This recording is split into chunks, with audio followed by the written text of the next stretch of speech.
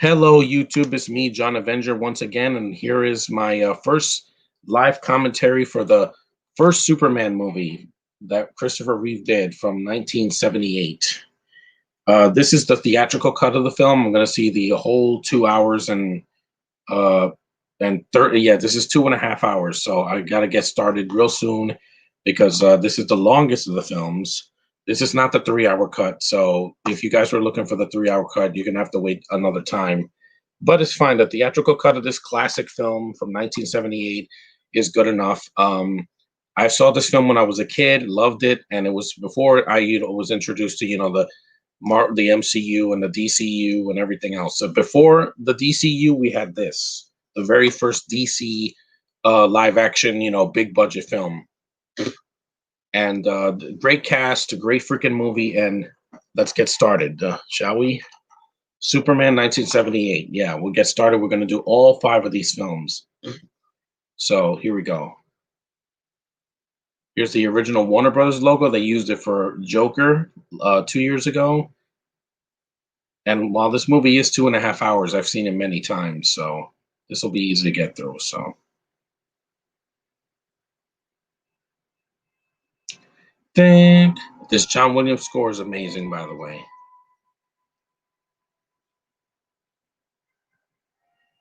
June 1938.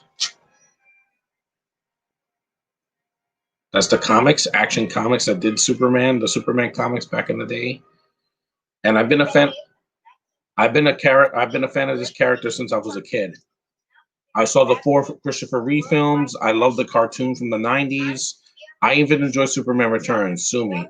It wasn't until Man of Steel came out that I was like very hesitant because that was not the Superman I grew up with. I even saw Lois and Clark as a kid too.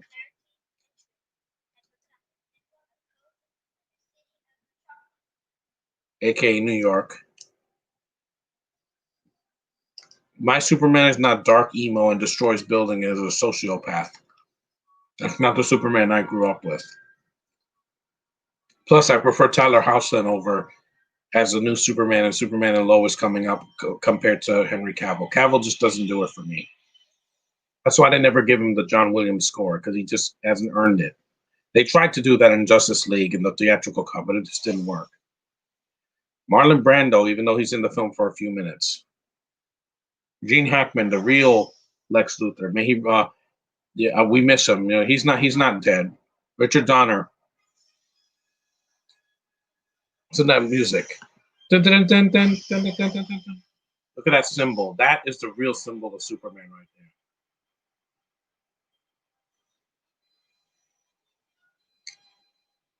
You will believe a man can fly. If you want to believe that I'm alive, join me in the chat. I just saw WandaVision last night. I loved it. I'm going to watch more superhero stuff.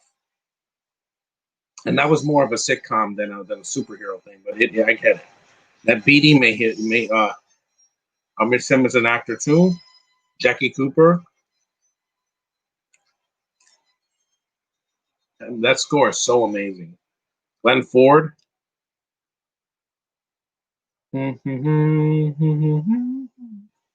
Trevor Howard. Margot Kidder. May she rest in peace. We miss Christopher Reeve, Margot Kidder. We miss you both. Hopefully, Superman and Lois brings you your spirit back alive.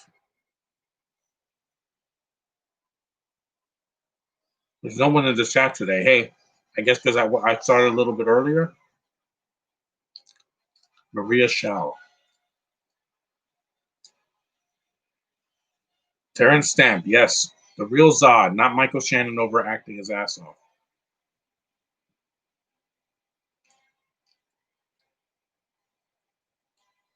Dun, dun, dun. To me, a Superman movie is just not a Superman movie without that kick-ass score. Mark McClory is still alive. He was also in Back to the Future. Sarah Douglas, yeah, she's the Ursa, yeah.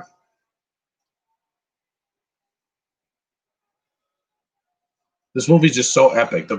This is pretty much almost the first superhero movie to make it to the big screen that was taken seriously. Because before this, we had the '60s Batman movie, which some people are divided on. I love it, but I grew up watching it. I grew up watching the show. So, yep, John Williams is still around. I'm glad that he's still doing scores.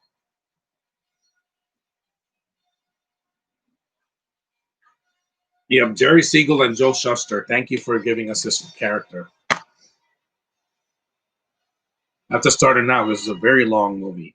And the 3 hour cut, I'll watch it eventually. Maybe I'll get it on Amazon someday.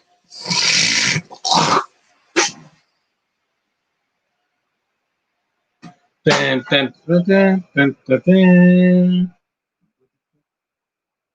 I went on the Superman ride in Six Flags Great Adventure. It's amazing.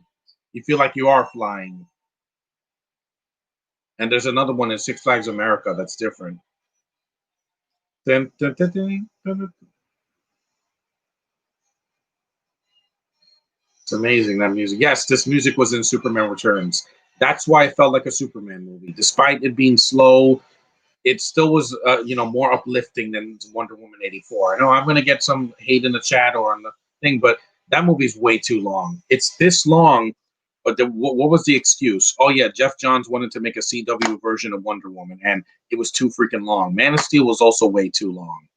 Not every DC movie needs to be 3 hours, guys. Just make your point. Back in the '70s, a 2.5 hour movie made sense because it was a different time. Now you don't have any excuses. You don't have to be a 2.5 hour movie.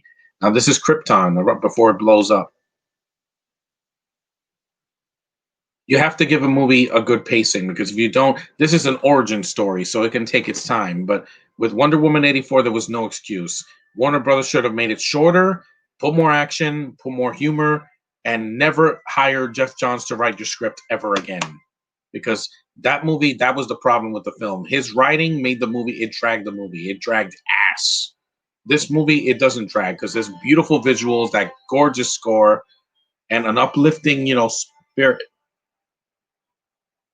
I miss movies like this, guys. I'm sorry. I want to see movies in the theater again. I miss it. As much as I love WandaVision and I'll see the other shows on Disney Plus, I miss a crowd cheering with me. Bam, bam. I even like the Supergirl movie from the '80s. Yes, it's dumb, but it was a movie of its time, and I think Helen Slater was a good predecessor. She was a good successor. She preceded Melissa Benoist, and without her, there would be no Supergirl. There's Marlon Brando. I miss him. I do. As much as he was a kind of an asshole and later in his life and was like, reading through cue cards to do a film, he was a legend, man.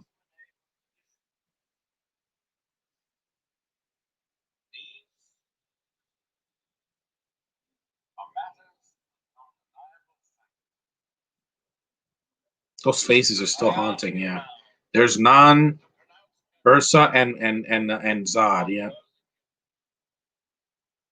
these visuals are just amazing, even for 1978. I mean, there's a reason this still holds up as one of the best superhero movies ever made. They embraced the source material.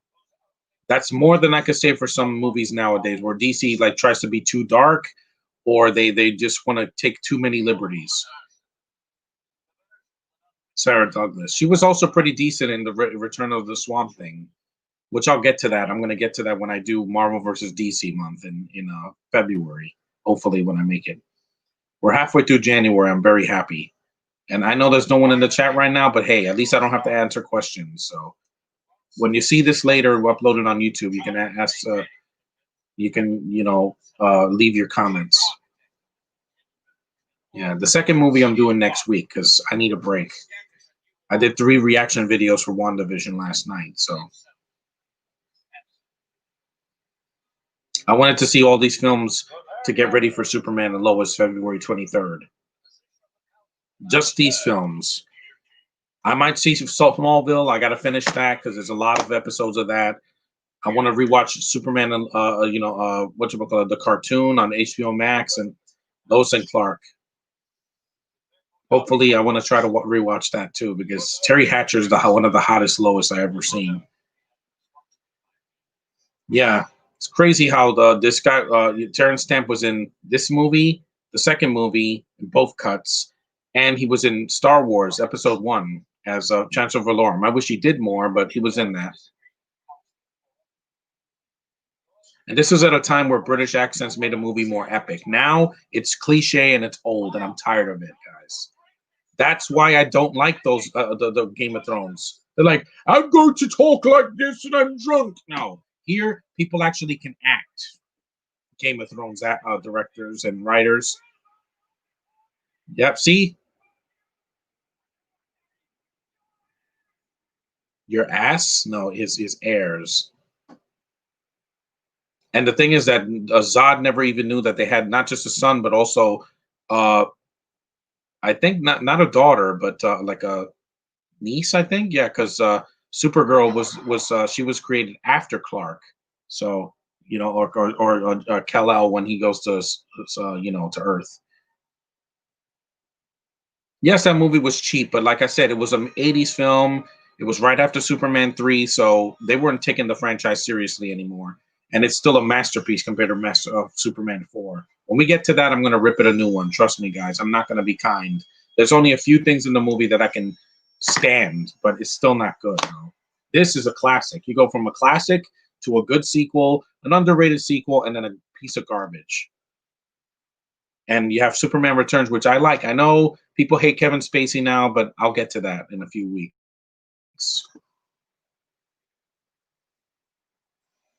There's the crystal. I decided to see the theatrical cut because the expanded cut is just way too long, and this movie's already long. So this movie never had like a 90-minute cut. People were more patient back in the '70s. Now movies have to be really fast and really short. That's it. You don't see Zod ever again until Superman 2.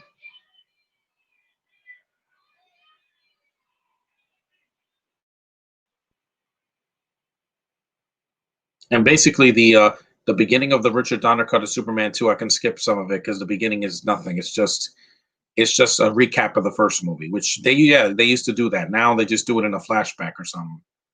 Good thing the good thing the MCU doesn't do that.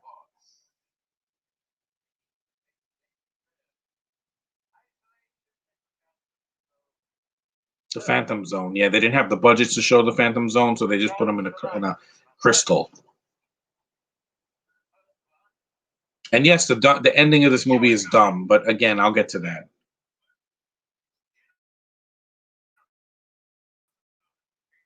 This is a time when there was only PG superhero movies or R. Well, actually, not till the '80s, but you get me. There was no PG-13 yet. Not until Batman '89 was, I think, the first comic book movie to be PG-13.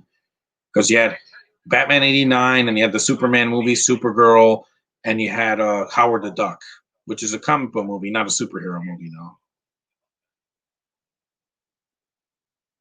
This film just looks amazing, even back in the '70s. Like, I don't have the Blu-ray, but the DVD is good enough. It's widescreen, so that's good enough for me. I don't have to have it in 4K with the pixels right in my face. That just is too much. I get it, guys. I get it. You want to see every detail of a movie, but a DVD is good enough. It gets me through anything, and it doesn't have to be streamed. Streaming is really good, but when it buffers, I hate that. That's the worst.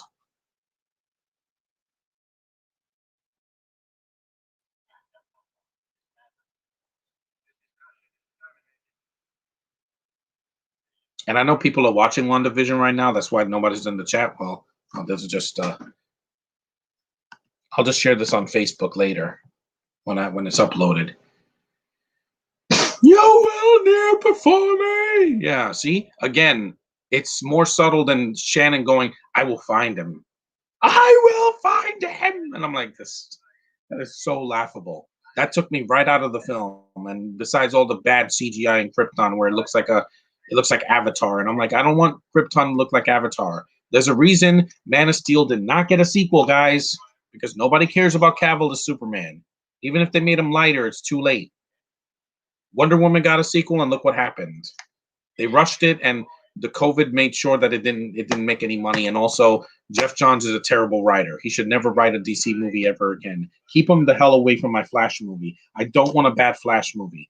You don't need a 2.5 hour Flash movie where there's a bunch of cameos that could have been cut, or it has no flow. It doesn't have a flowing story. You have to have bam, bam, bam. Origin in a flashback. Flash is running. You meet characters. He fights a villain. That's it. You don't need to stretch it out for 3 hours. I don't want that. Ezra Miller needs a break anyway. And the man, he's been through enough already. With the second Fantastic Beast movie getting a horrible reaction from fans, and the theatrical cut of Justice League, the only one available until now this year when we get HBO Max. It's going to be on HBO Max soon. That doesn't count because that's not a Superman movie. I want to do his single films, not any crossovers with Batman or with the Justice League. Just him by himself. That baby's so cute.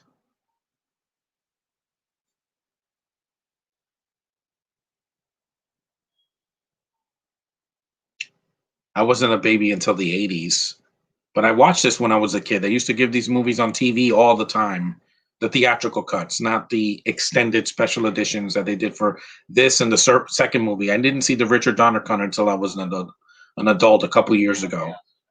I got this on Amazon a few years ago, and I finally saw the Richard Donner cut. I'm like, it's good. It's definitely better, but there's things in it that are just not needed. The ending is awful.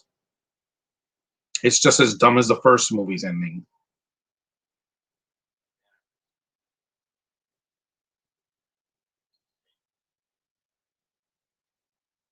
Look at that face. And the baby actually looks like a real baby. Well, the Man of Steel also had a baby, but it was just way too melodramatic. And what was with all the flashbacks, DC? You don't need to make everything a flashback. Flashbacks are not interesting. That's just exposition done from the past to tell you what happened to the character before they became who they are. It only works in certain films and shows. In Arrow, yeah, it starts as a flashback, but having a character just blank out and then there's a flashback, I'm like, it's old already, DC. Stop doing that, please. Stop it. Stargirl had started with a flashback too, but then a character's in the hospital, flashback. They're running, there's a flashback. They're getting interrogated, there's a flashback. I know Marvel's done that too, but not as much. Like they did it in Captain Marvel and a couple of the Cap movies, but you cannot use flashbacks as a freaking tool.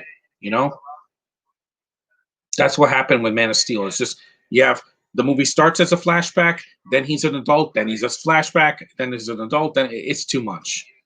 This isn't Memento. You can make a coherent story. Here, finally got somebody in the watching me. Well, 18 minutes in. Well, it's a long movie, guys, so I'll be here for a while.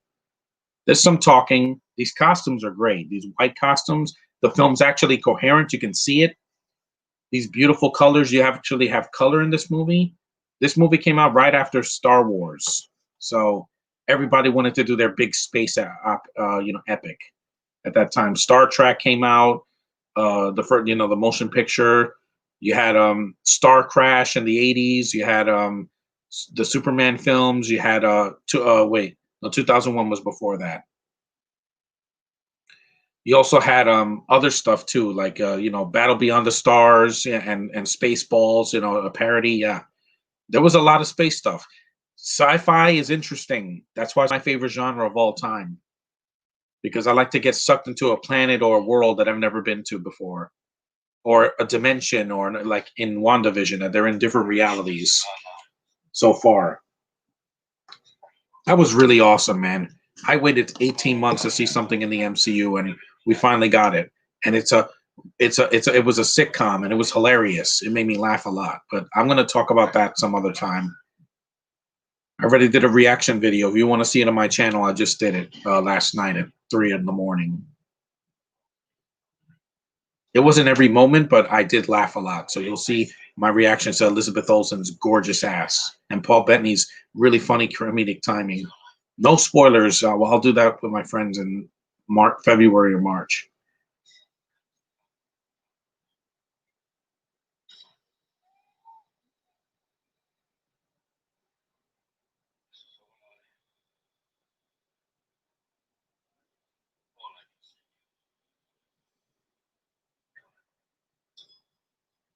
Look at that hair.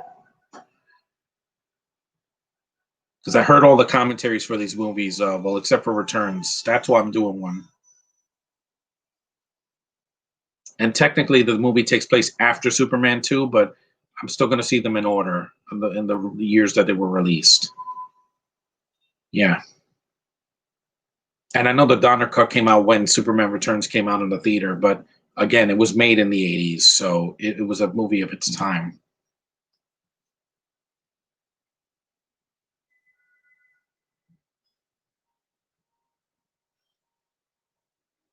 Yeah, Krypton is finally blowing up. It's 20 minutes in. At least it's short. It's not like they're on Krypton for like an hour. That's what it felt like in Man of Steel. I felt like I was watching Krypton for like 30 minutes or 40 minutes. It was too long.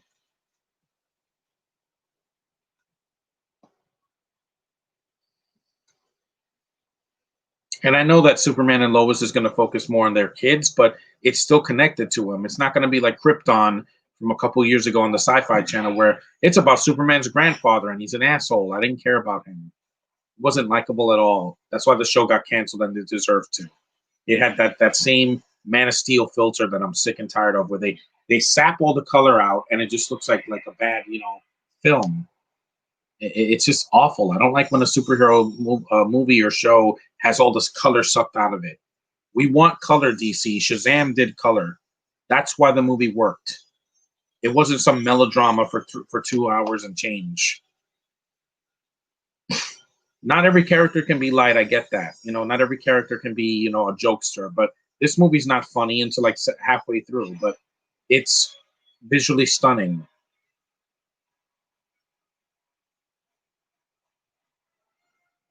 There's the crystal.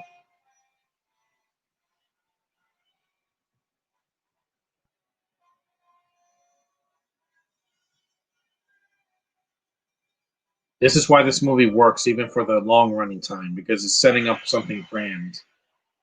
You can't do that in 5 minutes. But you can't take 3 hours for a sequel either.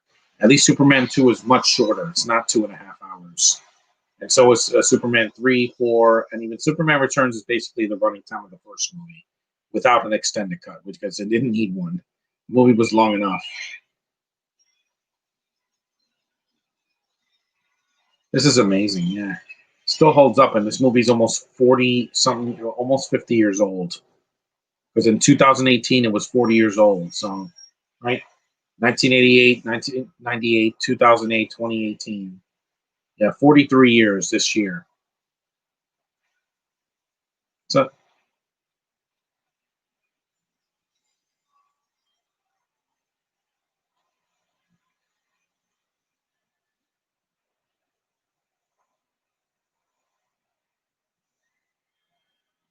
yeah, run for your lives.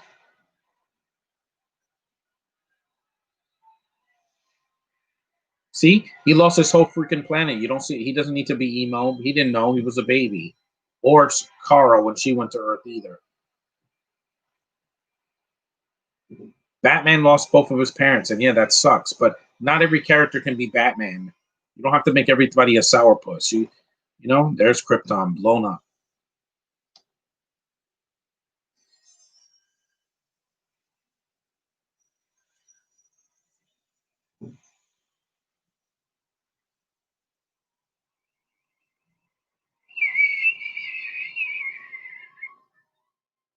There it goes. He's traveling in space. Yes, the Man of Steel had a bigger budget, but it doesn't make it a better movie. It's just boring. And him killing Zod at the end was just out.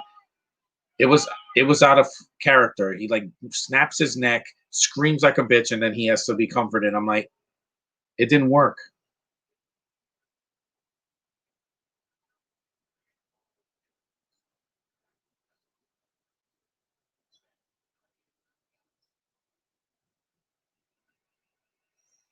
There's the space.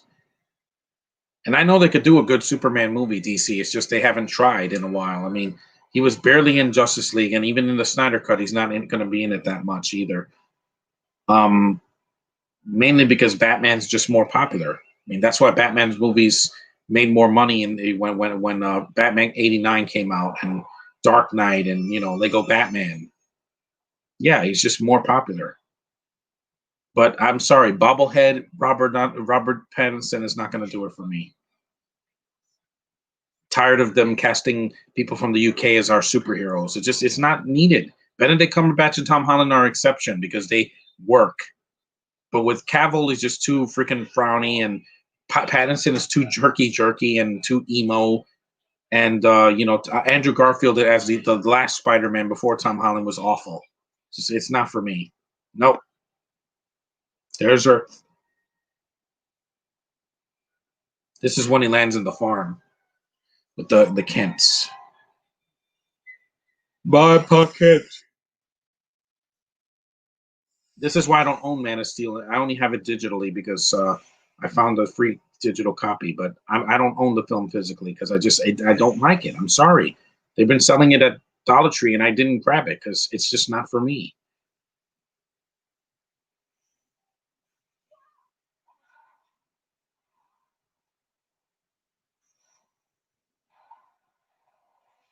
And if you're going to watch this on HBO Max, you can watch it there. I think they only have the theatrical cut.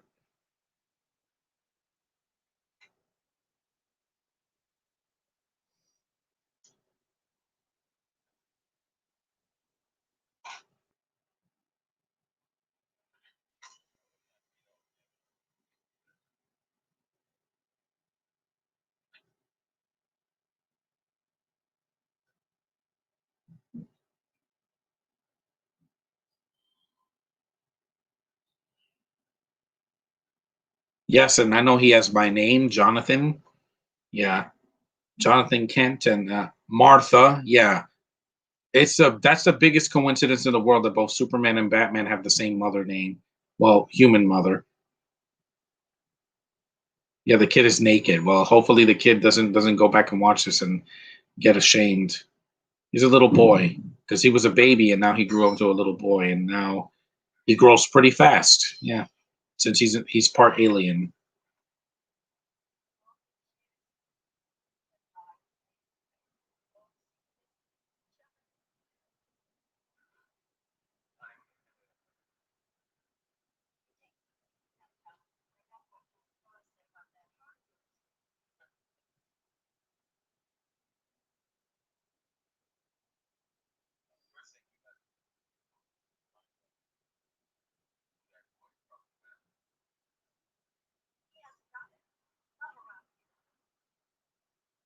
His proper family blew up in a horrible incident in another planet. Because in Man of Steel, everybody takes death like it's a breeze. Like the mom dies and she's like soulless. I mean, at least Gal Gadot can show some emotion on her face, but you don't need to be emotionless and robotic. That's what happened with the Star Wars rehash trilogy. Nobody's human. Everybody acts like an alien. They don't act like normal people. They're either yell too much, they have no emotions, or they overact. And you know what I mean.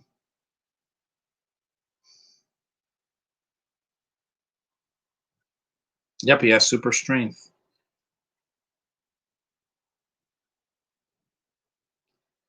Bam, bam, bam. Yeah, that music it still gets me, man. Still gets me. You can't do it better. I'm sorry.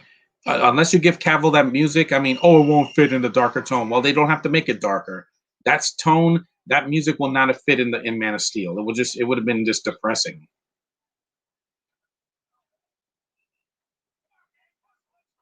Clark already went from a little boy to a man. See, it didn't take that long. That took what, 2 minutes? Also, in my superhero movies, I don't need you to mention religion ever again. It's just not needed. In BVS, it was way too much. God versus man. No, stop. Keep that out of my freaking entertainment this year. I mean it. Don't put that in Superman and Lois, Jeff Johns, or any of you writers. Keep it to yourself. Keep that in your pants, please. Clark looks good. This is another actor. It's not Christopher Reeve. Yeah, Lana. He meets Alana first before he meets Lois. That's in Smallville.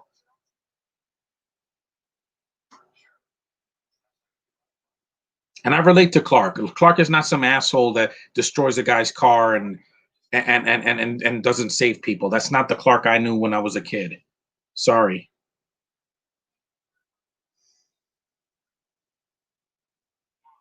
And I like the way movies in the 70s look. They actually had, like lights. They don't keep everything in the dark like Solo did. I'm sorry. I'm not gonna let that go. You cannot make a movie dark anymore. You have to give it some personality.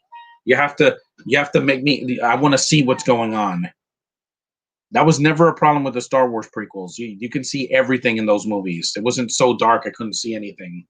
There was one scene like that in Attack of the Clones, but it's at the very end. Most of the action I can see it, and you could see Django Fett when he first lands in Coruscant, and you can see the battle at the end with the against the clones against the freaking the Geonosians and all that. You can see the first lightsaber duel. Um, yeah, but anyway, I don't want this to be a Star Wars thing. I'll do those movies eventually, but only the first six. This is a cool scene where he's outrunning the train. That was Lois as a little girl, by the way.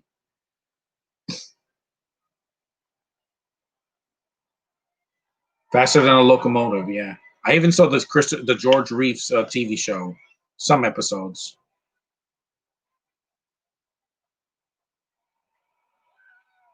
Whoa. There's also going to be a Superman podcast, I think next week, for on GalaxyCon, but they're going to have Brandon Routh and Barry Watson.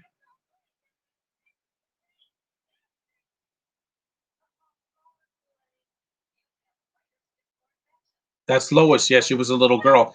That means that she's like probably like 10 years younger than Clark, since she was a little girl and he was like a teenager in the 70s. Yeah. So when she grows up to Margot Kidder, Margot must have been like 10 years younger than and then uh thing. But that was a different time when a girl can be much younger than a man. Now it's kind of weird. Yeah, you have like these 40-year-olds kissing girls that could be their daughter. It's very strange. It's not disgusting. It's just really weird. I mean, I'm almost 40, but at least I know what I want. I like younger girls, but at a certain age. Hey, Network 98, you finally made it. We're about 30 minutes into the film.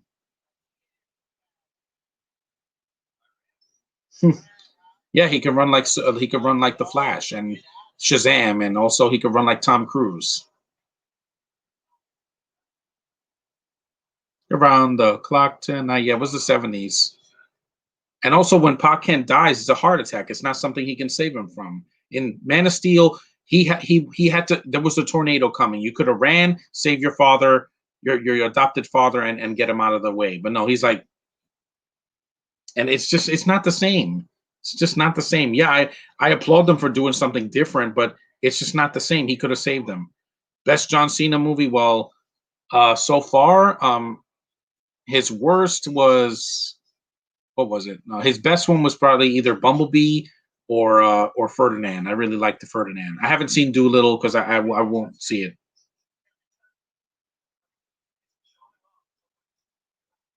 I would say his cameo in Ready to Rumble because that's he's barely in that. He's like in one scene, but yeah,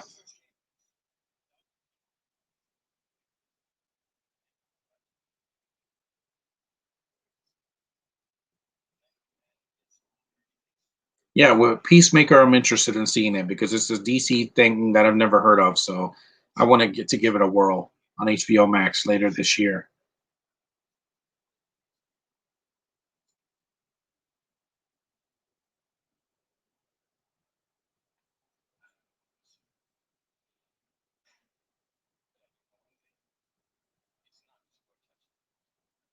His worst movie is The Marine. I don't hate it. I mean, I rewatched it last year. And this movie has a lot of heart. There's a reason why it's one of the best superhero movies ever made. Yeah, but then he just collapsed.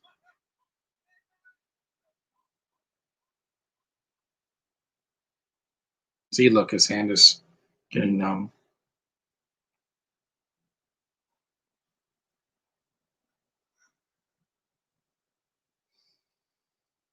And there's Popcan. Yep, dead. But here it makes sense. It's something you can avoid.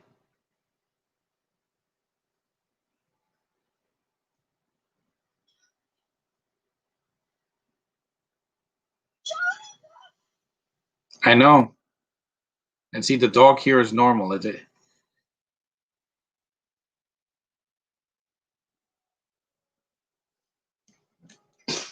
This wasn't like somebody murdered him like they did with Bruce's parents. Yeah, Superman 2 is my favorite film. Yeah, I have the Richard Donner cut. I'm gonna do that one next time. Because I have the theatrical cut, but it didn't have the commentary for some reason. It's too bad, man.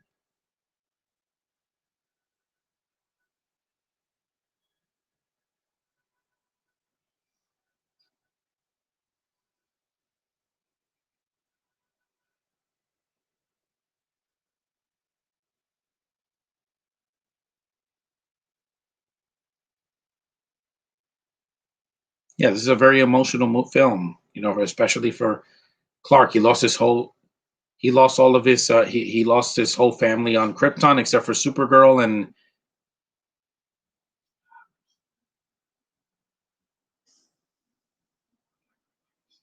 hmm that's true. Yeah, he couldn't save him, but you know he won't be forgotten.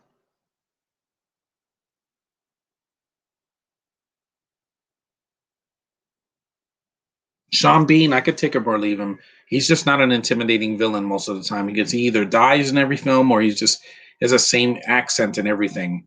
He can be good in like Lord of the Rings or whatever, but sometimes he's just not. You know, like Jupiter Ascending. Yeah, that was terrible. Or like even Goldeneye. I'm like that was when he was young, and I'm like he has a big nose, and I'm like, I could take him or leave him. That's a beautiful shot. Donner did a great job with this movie because it's all his. When he did the second movie, the producers got in the way, and the studio interfered, so it was like half of his film, and half of it was Richard Lester.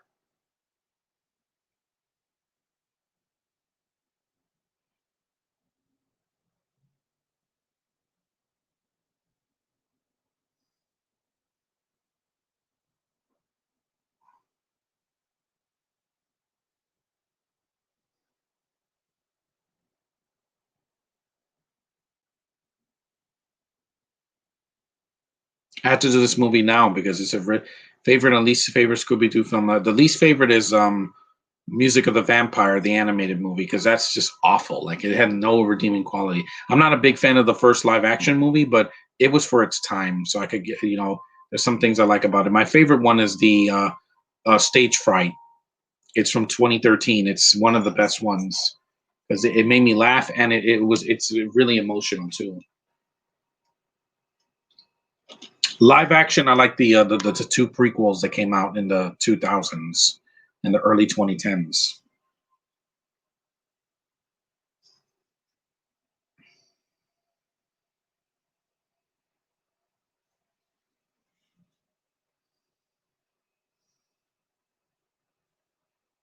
This is the crystal that he finds.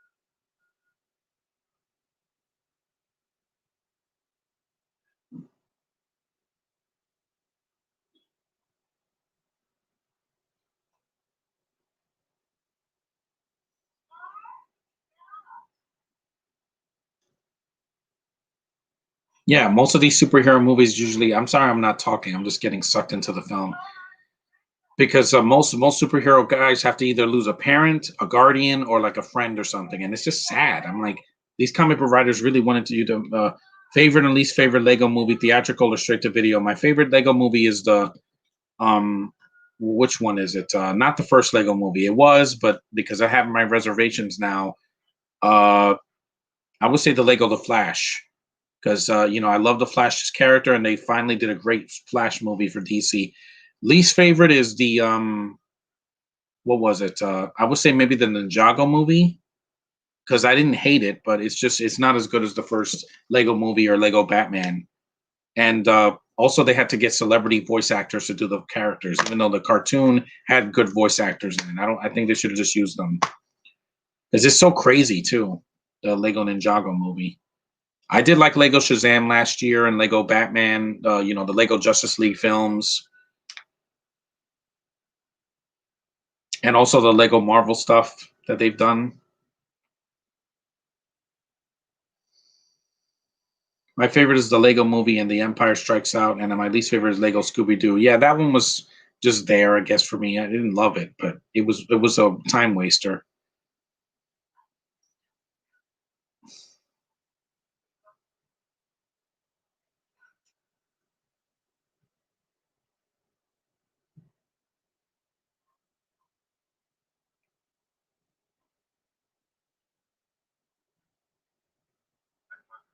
And there's no action in this movie for a while, unless you count Clark running, fast, an action scene. But it's atmospheric and it's an origin story, so that why it works. The first Wonder Woman didn't have like a lack of action in it.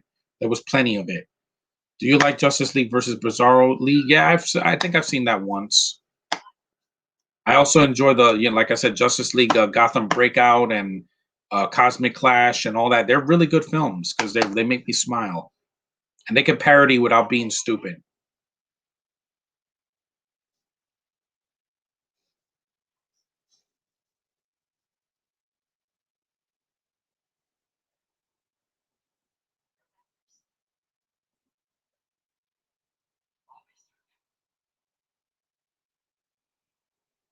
It's a good scene, man. The acting's really good in this freaking movie. People actually act human, and he's part human and part alien.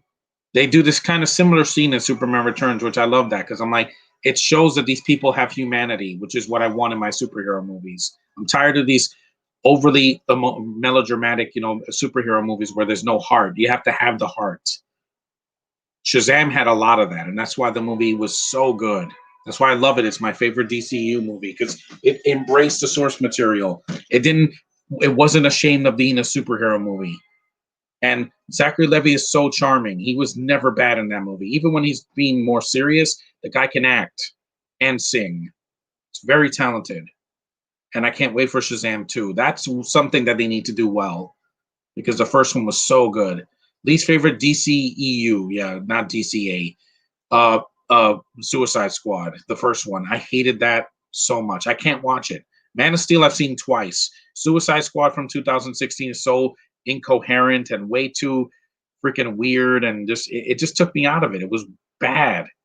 And David Ayer tried to make it like he tried to put all this stuff in it that didn't fit in a superhero movie, like a Guardians type freaking soundtrack and these rainbows and all that, and it didn't work.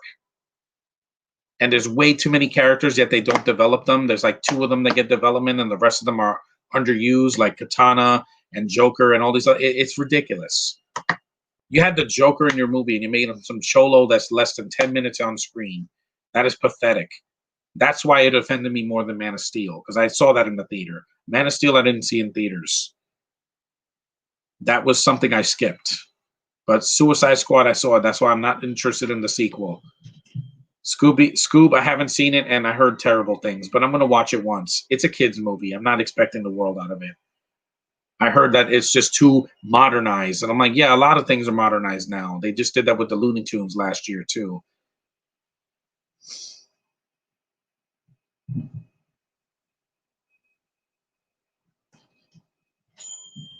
The Fortress of Solitude, right?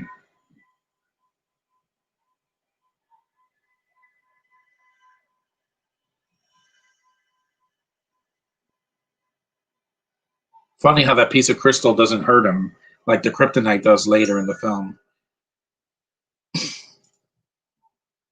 See, even a shot of a crystal going to the snow is more artistic than anything that DCU's done so far. They've done 9 films theatrically and on HBO Max, and yet Marvel's done 23 in the MCU. There's a big difference in quality. That's why.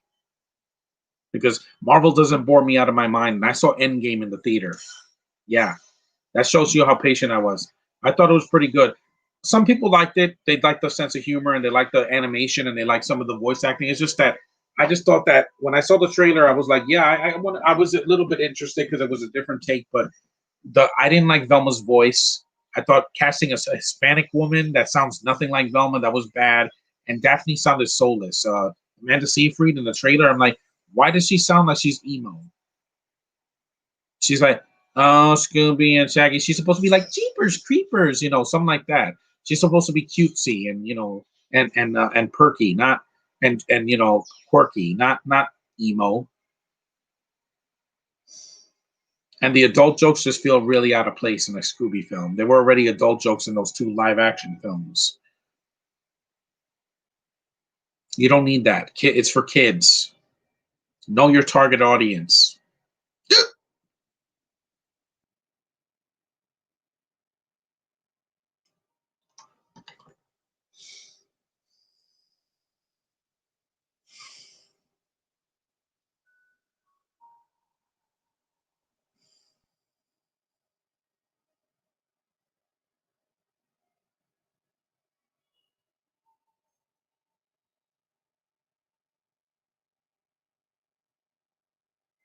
Do a live commentary on Gotti. I don't have it, and I'm not going to do it right now because that movie's laughable. The only thing that's good in that movie is John Travolta's like over the top acting in that movie, and even it's not good. It's funny to watch when he beats up his sons and he calls them cocksuckers. That was funny. That's like one of the only funny scenes in the movie. Is it better than Capone? Yeah, but by default, it's still not good though. At least Travolta's not like crapping his pants and farting and going. Yeah, I'm tired of Tom Hardy doing that, making freaking cartoon sound effects.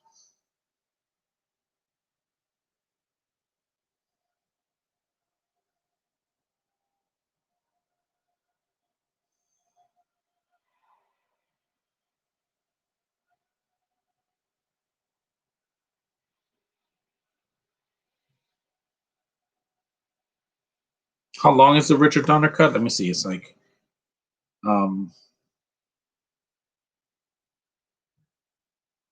here it is. 116 minutes. That's way shorter. This is 2.5 hours, the first movie.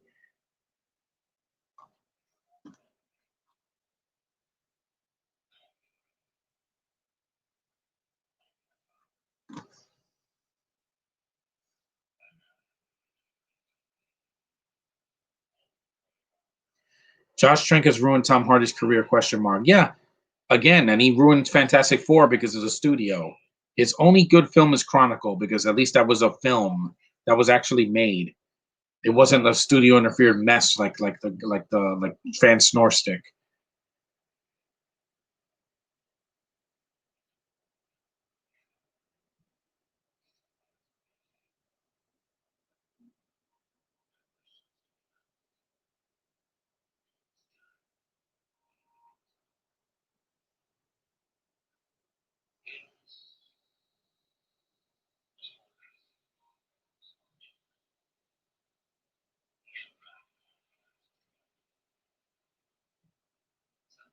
18. This guy looks like he's 25. Yeah.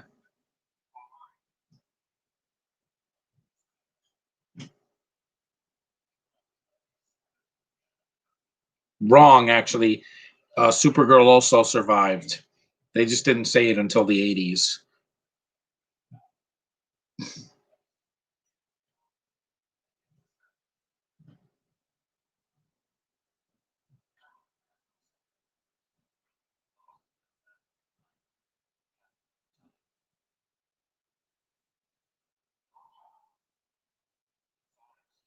Yeah, this is a nice scene from space. Yeah, which is a shame because I really like Tom Hardy. It's just that they make him a cartoon and everything he's in. Even when he was in Dunkirk, they cover his face with a mask. Yeah, so he can't even show his real face. You know, a lot of actors can transform themselves without having their face covered and sound like a cartoon character. Jim Carrey didn't wear a mask in Sonic, and he was great in that. He made me laugh a lot. The Death of Superman. Which one? The Superman Doomsday or the Death of Superman that came out in 2018? That made me cry. I read the comics, so I know exactly how emotional that was. When Doomsday kills him, and I was like, "Oh my god, wow, this is making me cry." Why? Because again, it's emotional. I was invested. It was an adult cartoon, not a kid's cartoon.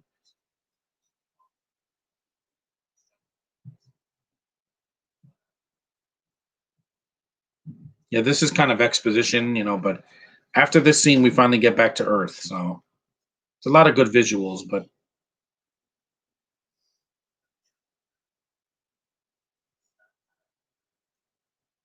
the one from 2018, yeah, I just bought it on at Dollar Tree a couple months ago. It's really good. It left me emotional. I want to see the sequel, Reign of the Superman. I haven't bought it yet because I've been waiting.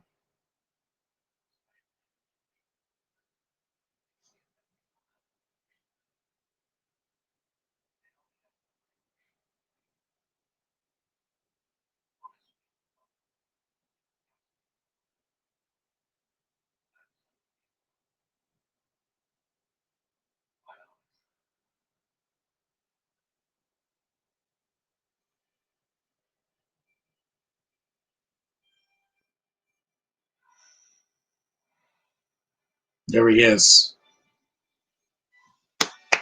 Yep, there he is in the suit. The first time we see him in the suit, about an hour into the movie, 50 minutes in. But it works because it's an origin story. Here we go. We're in Metropolis finally. Hey, Darius.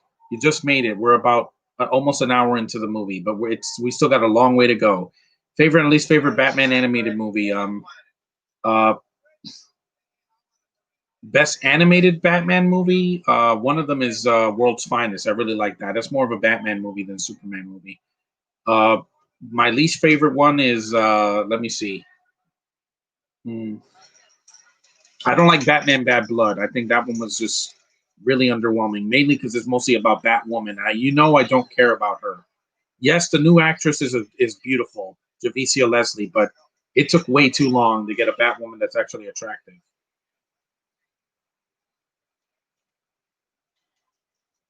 Here comes Margot Kidder. Yeah, man, I miss her. Her and Carrie Fisher had just had horrible lives after their fame ran out. It's sad, man. Don't drink, guys. It's not worth it. It will ruin your life. It will kill your brain cells and it'll make you do stupid things. That's why I don't drink. Look at my face. I don't drink and I don't do drugs because I want my face to look good when I'm older. And I want to live. I want to keep my kidneys and liver alive until I'm old. Jackie Cooper, yeah. Yeah. People nowadays don't even know what newspapers are. They don't. Why? Because there's Christopher Reeve about an hour into the movie. That's rare to have a DC movie have a lead character not show up until about an hour in. Even in Batman Begins, you see Bale as Bruce Wayne like by the 30-minute mark. Network, my favorite is Under the Red Hood, and my least favorite is Batman: Death in the Family. I haven't seen that one. I don't like Bat Blood or Batman versus Robin because that one is just like his son Damian is an asshole. But Son of Batman was decent. Had some action I liked.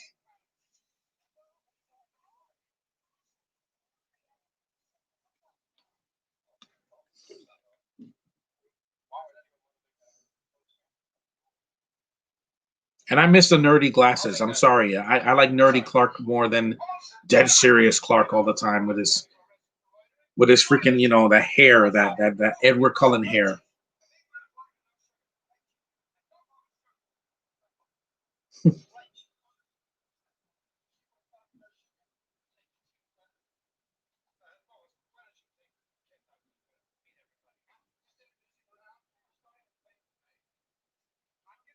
This is a great character, and Richard Donner knew he was a fan of the source material.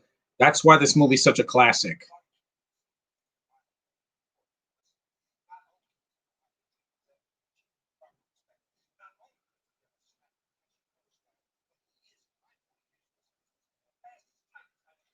Of course, because he's Superman.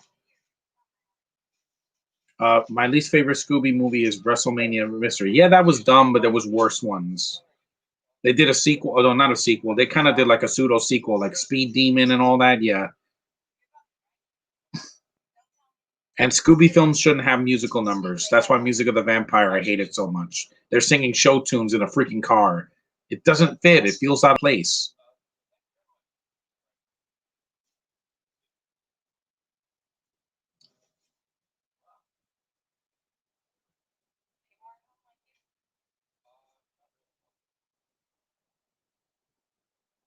And Margot was Canadian. Yeah, I miss her, man. I miss her a lot. When she died, it was sad. It was just like she died in the same decade as Carrie Fisher, and I'm like, yeah, they'll never be forgotten. The hobo will always be forgotten because she'll be reminded.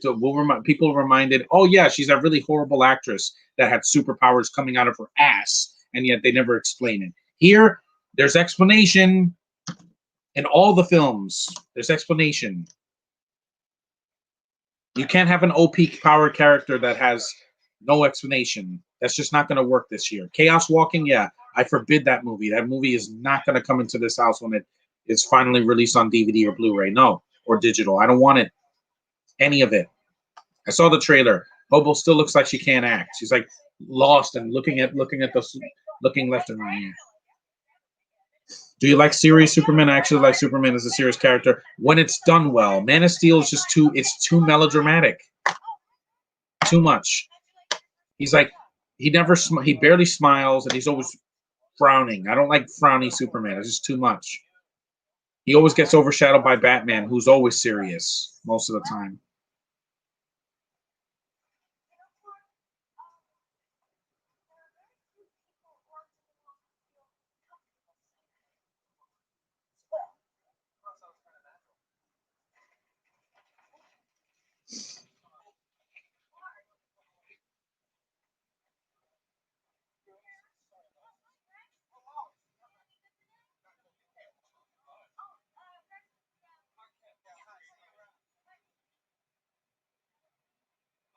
Also, they did homage this scene in the first Wonder Woman movie when they're in the alley and she uses that bracelet to shot. This is basically the same similar scenes. Do you like the '60s Batman? Yeah, I do. Man, this movie's a classic. It is. Yeah, I have the '60s Batman movie. My friend Josh hates it because he says it's too campy and over the top. That was the point of the Batman series in the '60s. It was a different time. It was very colorful. People were high off drugs, and they came up with these crazy characters that were not even in other versions. Like besides Joker, Penguin, Riddler, and Catwoman and Mister Freeze, they had a freaking Egghead. They had King Tut. They had the Puzzler, I think, was another one, and yeah, and the Bookworm and a bunch of other characters you never heard of.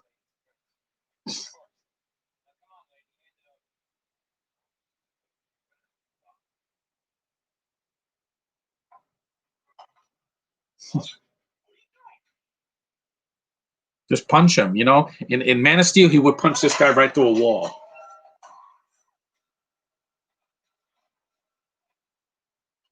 He grabbed the bullet with his hand. No blood either.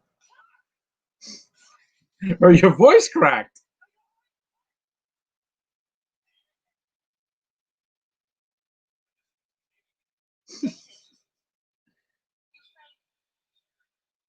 Her hair was so beautiful, man. I wish I had met her and Christopher Reeve before they died. But I can still watch this in their memory. Yeah, I love that smile. Yeah. Holy ashtray, Batman. Yeah, exactly. The '60s Batman show. I have the whole season on DVD, and one day I'm going to talk about it. So if Josh watches that, he's going to be really pissed. I'm like, hey, it's something I grew up with. I can't defend. I can't deny that. When I grow up with something that I really enjoyed from my childhood, I can't be like, oh, that never happened. No, it did happen.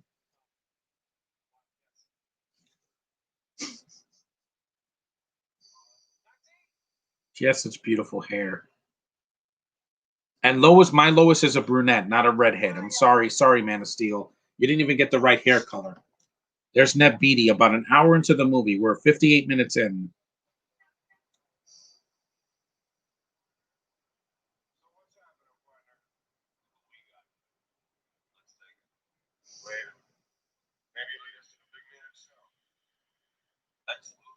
Yeah, the real Lex, not some twitchy, crazy, uh, coked out version of Lex. Favorite and least favorite horror movie of 2020. I didn't see any horror films last year. Sorry, I can't answer that. I didn't see. I didn't see The Grudge. I didn't see freaking. What else came out? I didn't even know. Like The Invisible Man. I haven't seen those. So I can't say anything.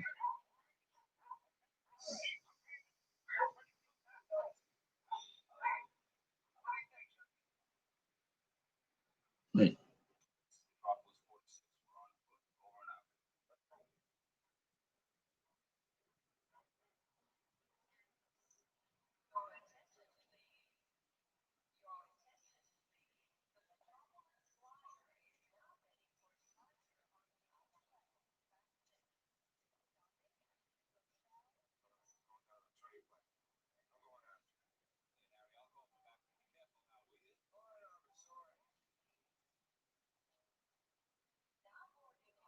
That's Grand Central Station, I think. Yeah, it looks like it.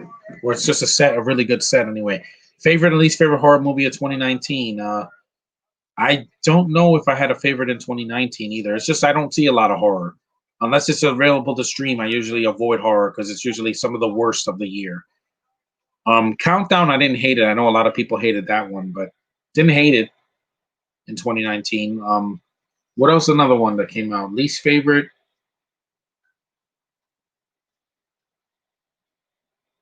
Hmm. Don't try this at home. Don't try to ever jump on the train tracks because you'll get electrocuted.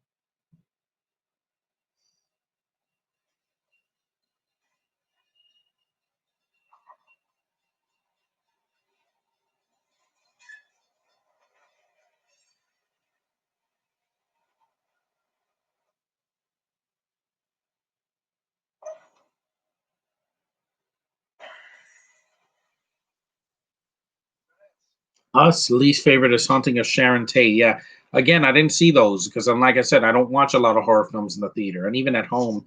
This year I might, but a lot of the years I just avoided them because some of them were terrible in the 2010s. There really were. For every Conjuring, there was like an Annabelle or a Curse of La Llorona or like a sequel to The Purge, which I don't care about.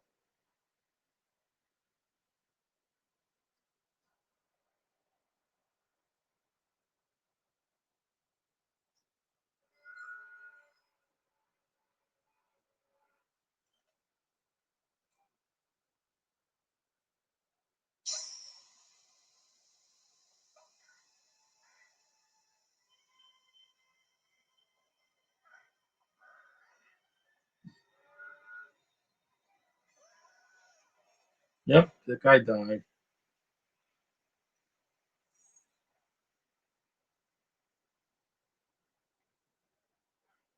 2018, here's mine.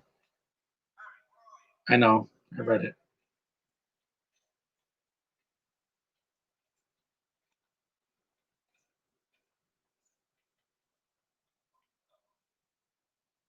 Favorite Halloween 2018, least favorite Slender Man, not Slender. It's just Slender Man. Yeah, again, I told you horror is like a genre that can go either way. It can be either really terrible or really, really good. This is Miss Tessmacher, yeah.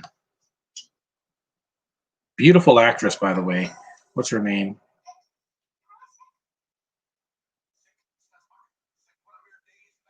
Valerie Perrine. Gorgeous, gorgeous actress.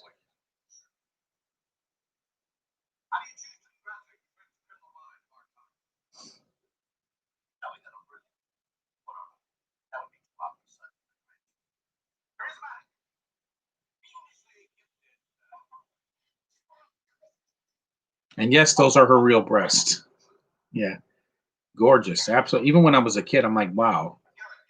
In the 70s and in the 80s, they had these gorgeous women in these DC movies. Margot Kidder and Valerie Perrine and what was her name? Pamela Stevenson from Superman 3, Helen Slater and Supergirl. You also had who was another uh, Annette O'Toole in Superman 3 as well. Yeah, these gorgeous women. Gorgeous. That's one thing I can hand DC. They know how to cast beautiful estrogen filled creatures most of the time. That's something Gal's got going for her. She's beautiful, guys. Amy Adams is beautiful, but she's just not my Lois. Who else? Who else?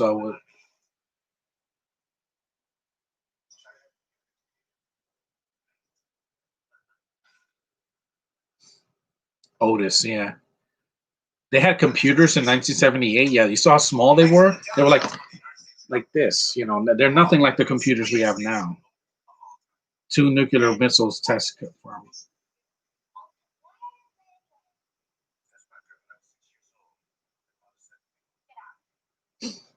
No, that's another movie.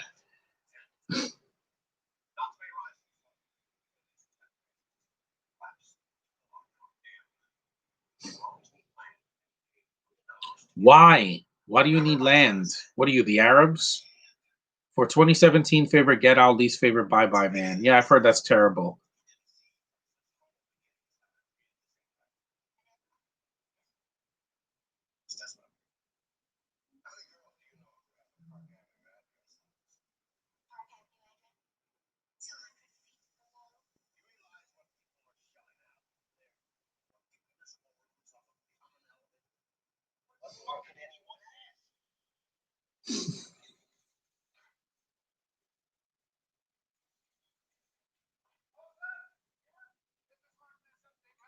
That's why I'm not intimidated by having a DC or a Marvel movie starring a woman. Because again, guys, look at me. Look at my wall. I have women all over my wall because I'm heterosexual. Yeah, and proud of it. I'm not running away from that. Isolation, almost a year of isolation didn't change that. I'm still into women. Every part of them, nearly. Yeah.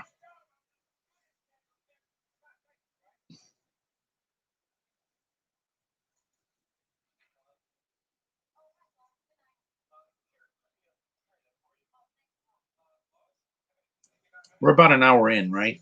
Yeah, an hour and 6 minutes. It says an hour and seven because I did my 1 minute intro. Daily Planet, yeah.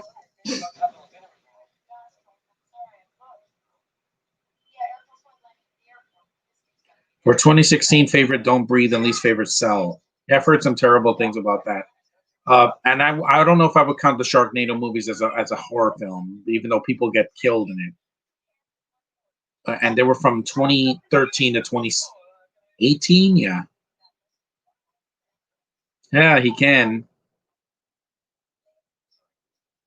Yeah, ladies. Yeah, again, I'm attracted to them. There's nothing that anybody can do about that. It's not something I'm going to renounce. I can't do that. I want to get married one day to a woman because I'm normal. At least uh, mentally anyway. When it comes to what I'm attracted to, editorial features. Yeah.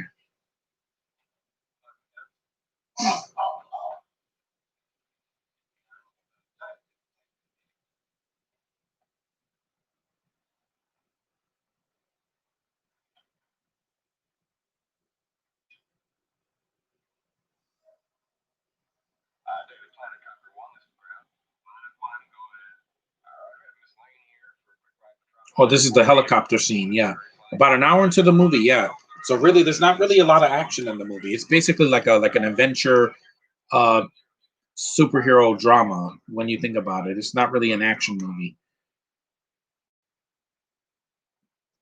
Kind of like the TV show was. What's CBM of 2019? What's CBM? What is that? CBM. I don't know what that is.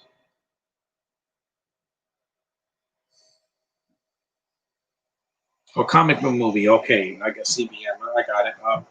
Yeah, the 2019. That's easy. It was Endgame because it left me emotional, and I didn't forget anything I watched. Plus, has the greatest final battle I've ever seen in a comic book movie. That was right up there with the first Avengers and then Civil War. Yeah, I got it.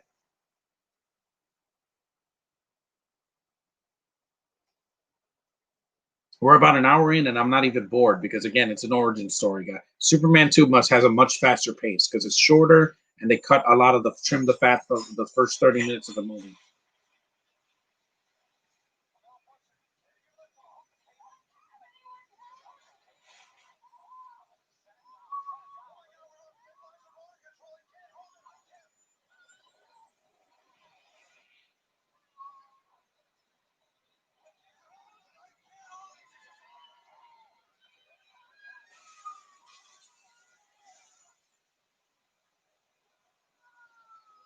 Hellboy, yeah, I haven't seen Hellboy. I refuse to. I didn't even see Dark Phoenix either because, like I said, I avoided the disasters of 2019 and even last year. That's why I didn't do a top 10 worst of last year because I just refuse. My time's too precious, guys.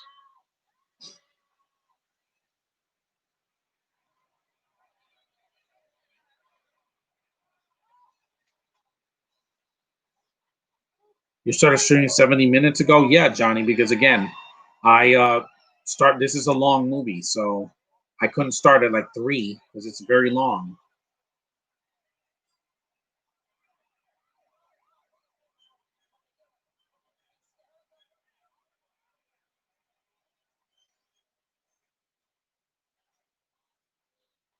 Why is Lois wearing yellow? Is she uh April O'Neil was also a news reporter? Well, she this is a yeah. Uh I assume your least favorite is Captain Marvel. No, hell no. Look at my poster behind me. I loved her. I'm sorry, Brie Larson did not let me down. What did DC do in 2019? They did Shazam. Shazam was amazing. I didn't hate any comic book movies in 2019 because I avoided the disasters. I didn't see Hellboy. I didn't see Dark Phoenix. I just didn't see them. Here we go. How could my least favorite be Captain Marvel when I have a poster of her and I have two dolls of her. I'm not a hater. Sorry.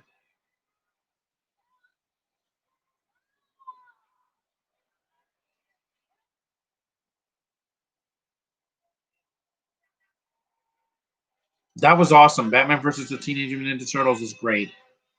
Very nostalgic for me as a fan of both characters. Yeah, it is. It is a bad outfit, a badass outfit, not like it looks terrible. I didn't like Cavill's suit. I thought it was too like, metallic and the S looked fat. It was just, no.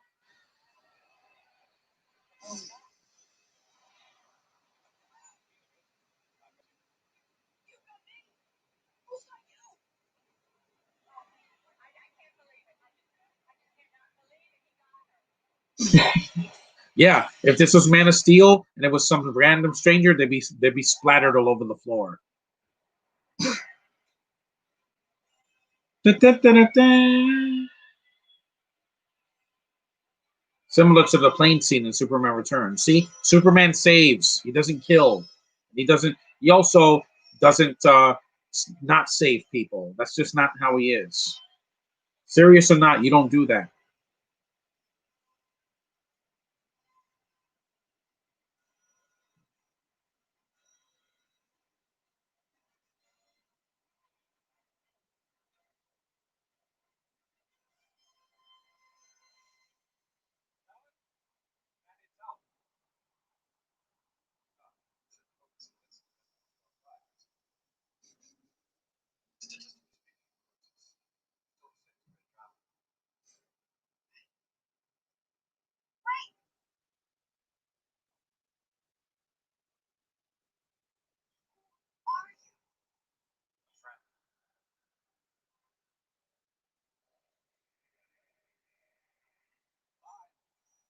Man, I miss you, Christopher Reeve. I miss you so much.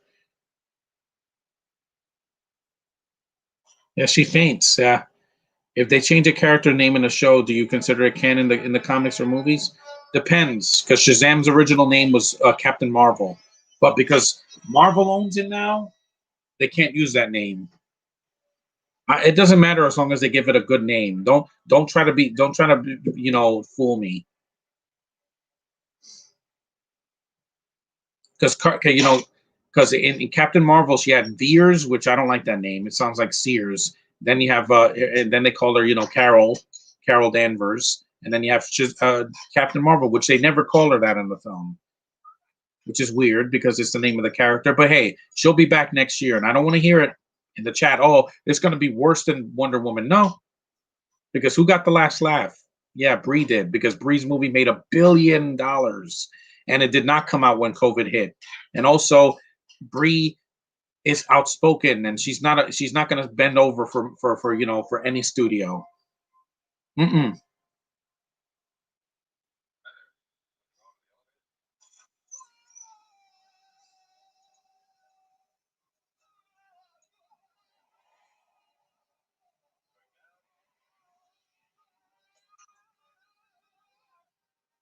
Even these effects still look great for 1978.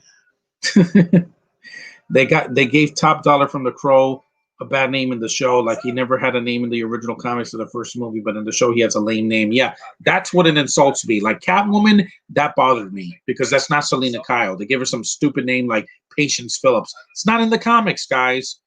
Respect the source material. A lot of these movies did, except for Superman 4, because it's nothing like the comics. It's a terrible, badly, cheaply freaking movie, but we'll get to that. Cheaply made, just, you know,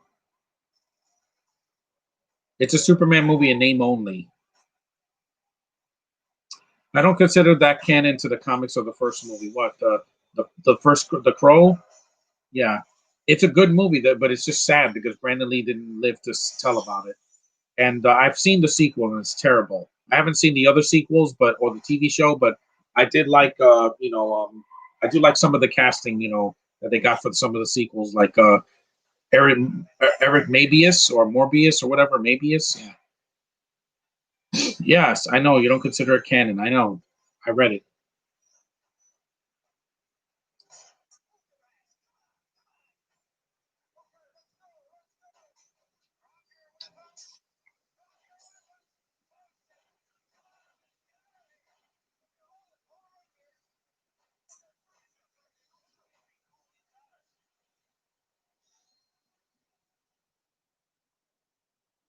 I don't consider the sequels of the show canon to the first movie. No, they're basically standalone because how was he alive if he died at the end of the first movie? Well, actually, no. Well, he died and then he came back.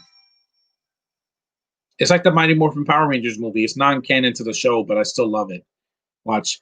Wham! Nothing.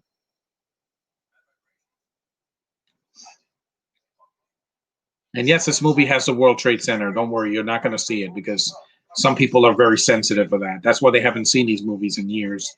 Mark Dacascos is a good actor, but he ain't Brandon Lee. I know he's not. What if Suicide Squad was 4 hours? I wouldn't have watched it. It's too freaking long. Like I said, DC doesn't need to make an overlong movie. This movie was long because it was made for its time. It wasn't like Star Wars was 90 minutes when it came out in 1977.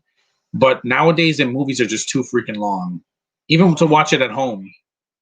I've never seen a 2.5 hour Netflix movie. Never. I've seen long movies on Netflix, but not a 2.5 hour Netflix original movie because I'm like, it's just too long. Just get to the point. Stop wasting my precious time. That little girl's probably like in her 50s now. Kitty. Foreshadowing. We will see that in DC a lot.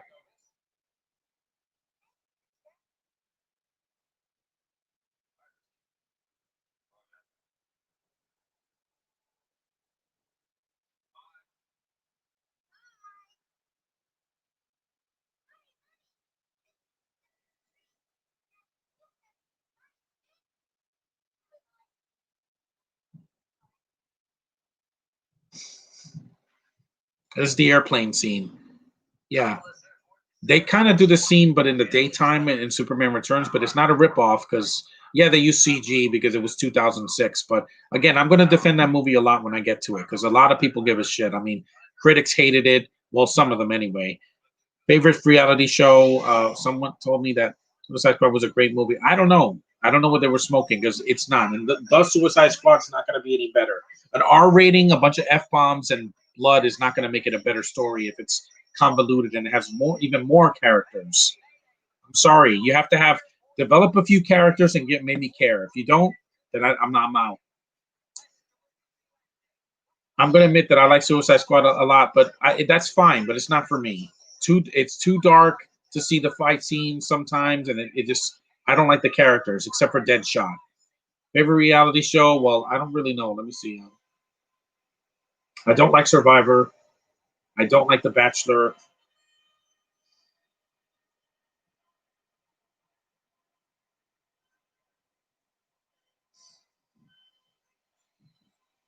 That music is amazing, man. It's throughout the whole film. See, embrace the source material.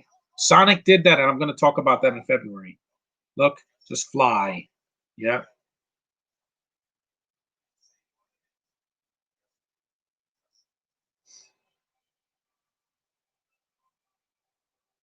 I don't know my favorite reality show. Suicide Squad is boring and so stupid. I'm like, yeah. The thing is that Hell to Pay, I haven't seen that one. I saw the Attack on what was it called? Attack on Arkham. That one was actually a good Suicide Squad movie. Big Brother, no, I don't watch Big Brother. It's boring.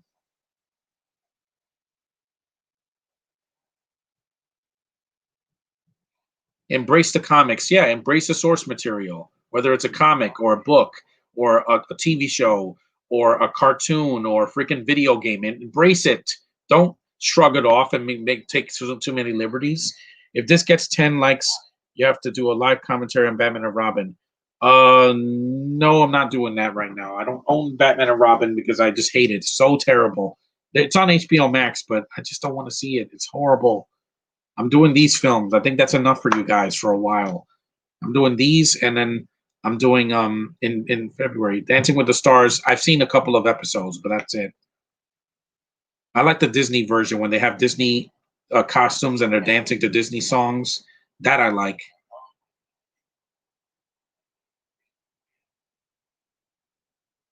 If someone paid you $20 to do a commentary on Inspector Gadget and Son of the Mask, will you do it? I would if it was upfront. But I don't own those movies, so yeah, I'm fine. I only could see them digitally because Inspector Gadget's on Disney Plus and Son of the Mask. I don't. It's on HBO Max. But I'm like, these movies are terrible. I don't like doing commentaries for something I don't like. Mostly, that's just me. I'm doing Superman 4 because it's part of the canon of the Christopher Reeve movies. The Voice. Don't watch it. Masked Singer is one of them right now because I've been watching it for years now, and I've been watching Masked Dancer this year too because I like the talent involved usually. Yes, the scenes with Jor-El could have been cut. No, wait.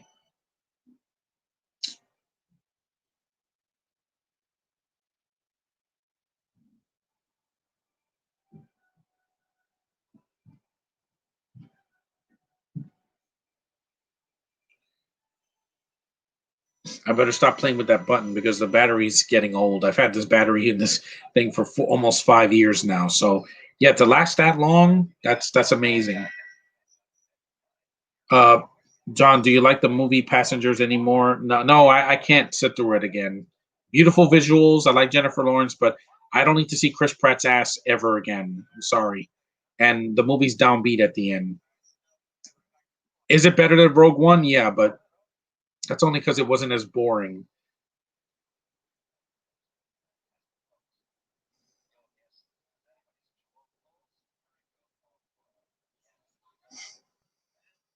See, John, can you link your IMDb? Well, I could try on my channel. She's so sexy in the movie, Kelly. Valerie Perrine. She's Italian, of course. She's sexy. They do the same thing in Superman 3 with Pamela Stevenson is doing like some aerobics and they show her in like a one piece. His wigs, yeah.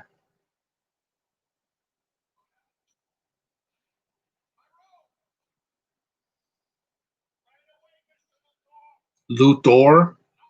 It's Luther, not Luthor. He says Thor, like he's from Marvel. Um, yeah, because Passengers, I can't watch it again. I'm gonna re-review it, but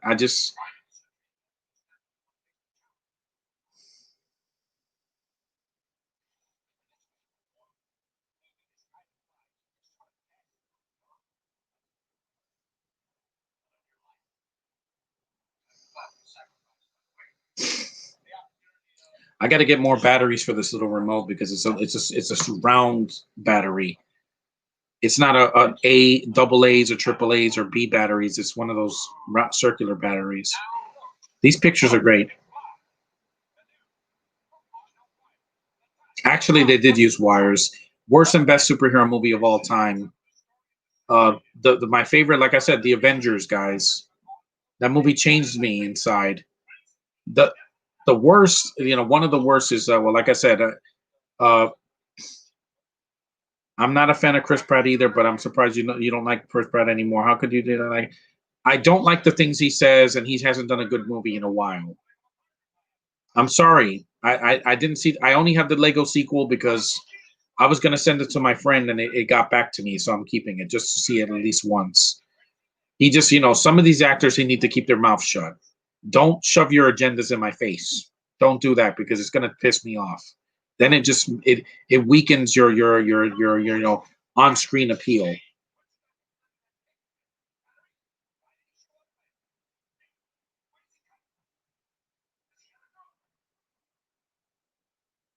Lois is smiling.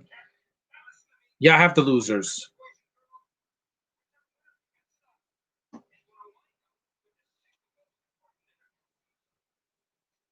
Uh, Okay, that is a good line, but the losers. Yeah, I just bought it again. I bought the movie again on DVD in a double bill with Rock and Roller, but that movie was awful. Like I couldn't sit through that again. Guy Ritchie is just his movies are boring. At least the losers was fun. I like some of the cast, like Zoe Saldana. I like her a lot more now than Chris Pratt. I like Columbia Short. I like Chris Evans is really a charming in the movie with glasses and doing the finger guns. Yeah, he's fun to watch. Chris seems like a fake. I wouldn't be surprised if he screwed Jennifer Lawrence on set. Again, she was drunk when she did that scene with him. She couldn't. She was like, "I don't want to kiss a married man." It's called acting. If you have to have sex with a married man in a movie, you do it. Sorry. Even if you have to use condoms, you do it. If it's fake, it's not. If it's not a documentary, I think you'll be okay. Sometimes you have to step out of your comfort zone. Trust. Ask any porn star. They're half of them are married and have kids, and they have to have sex with random strangers. Yeah, it's called sacrifice. Look it up. She's so beautiful. I miss Margot Kidder so much. Everything she wears in the movie, it just is delightful. Favorite and least favorite live action Disney remake. The best one is Pete's Dragon. The worst is that I've seen is Beauty and the Beast because I haven't seen Aladdin or Lion King. That movie was the same freaking movie. I didn't want to pay to say that. Yeah, he scanned. He looks through her lungs. Yeah, they're pretty. Yeah, smoking is bad, man. Gives you cancer and it kills you. I don't even vape either because I like to be healthy, guys. I want to be able to breathe after what I've been through. I got to stretch out because the movie's long. Yeah, this is why I don't like doing 2.5 hour movies on my channel because my legs get really really numb.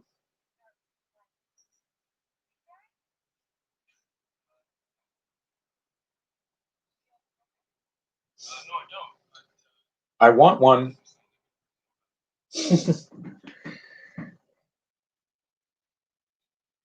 Beauty and the Beast remake sucked. Yeah, it's what Hollywood does. They turn a classic film, aka Exhibit A, and they just suck the life out of it. They suck the color out of it. They suck the personality out of it. That's why I didn't see Mulan last year, guys. You can't make the same movie and then have no personality. You have to have something. It had color and it's beautifully shot, but you got to give me some humor. You got to give me a Mulan that has emotion, not a robot. And you can't make her SJW OP that she's a woman, she can't get hurt. Uh-huh. Yeah. The women in these movies get hurt. Whether it's Lois or Ursa or whatever, they get hurt. If someone paid you $50 to do a commentary on Last Jedi, Rise of Skywalker, and Adrian, you mean Aladdin? You spelled it wrong. Will you take the money? Yeah, but I'm going to destroy the movies. I'm not going to show any remorse, and I'm going to read the subtitles because I'm not going to hear the movie loud. Because when I saw Harry Potter, some of the movies I had to keep the volume low. The British accents just get on my damn nerves. Fantastic Beasts was a lot shorter, so I was able to get through those films a lot easier. Because I actually like Eddie Redmayne. John Favreau movie, my favorite is the first Iron Man. That movie is amazing. It still holds up, and his best show is Mandalorian because there's nothing like that in Star Wars anymore. Least favorite Favreau movie, I love Elf, but what else did he do? I like Zathura. I don't really know what his least favorite because I haven't seen Lion King. I refuse or The Jungle Book. Hold on, I gotta get up because I need to stretch a little bit. Man, this is a long commentary. Ugh.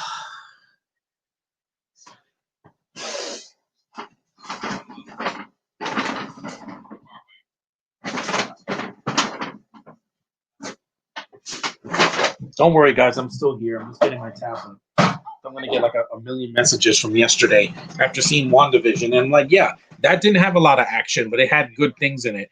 What are your thoughts on Lemonade Mouth? I couldn't get through it. I couldn't get through it because, like I said, I don't like Naomi Scott. The movie was way too serious. It was like The Breakfast Club meets High School Musical, and the songs just didn't do it for me. It felt out of place. The movie didn't need to be a musical. Either be a musical or be a drama. You can't be both in a Disney Channel movie because Disney Channel movies are supposed to be fun and uplifting and make you feel good. That movie made me feel nothing.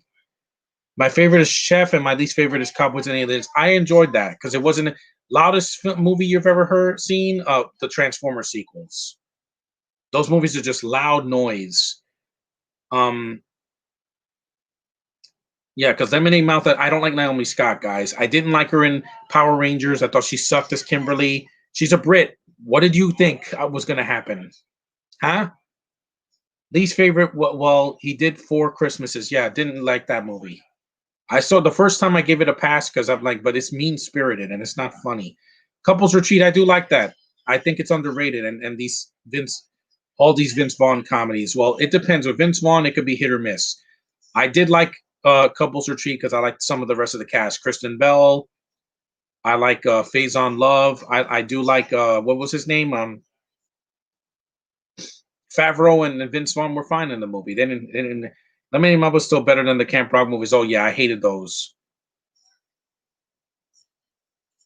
I didn't like the Camp Rock movies. The first movie, everybody's an asshole, and the second movie was just a bad music video. He didn't direct that, Johnny. Which one? No, Couples Retreat was directed by Peter Billingsley, the guy that did played Ralphie in A Christmas Story. But he was in that. It's just Favreau's films. I enjoyed most of them. I just didn't see his remakes because that's bad Disney garbage. Here comes the flying scene. Yep.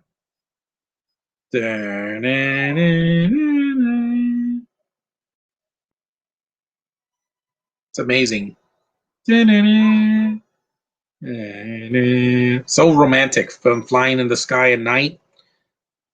I also didn't care for Fred Claus. Yeah, that's awful. That movie, Rachel Weisz is the most unfunny freaking female character in that movie.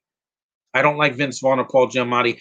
I like those two. Just they worked well together in the film. It's just that the movie, Vince Vaughn's an asshole for the whole movie, and his relationship with Rachel Weisz just didn't work for me. That's why she disappears halfway through because she's useless in the movie. Why you think I'm not looking forward to seeing her in Black Widow? Because she's going to give the same lackluster performance as she always does. This movie's really, really good, man. There's the Statue of Liberty.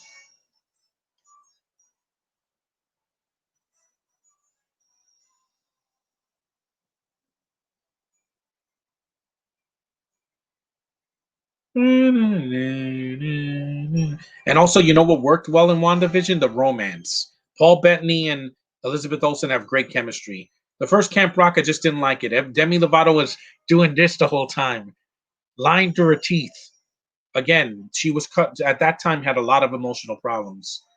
Favorite and least favorite HBO show. I haven't seen an HBO show yet. Yeah, I know.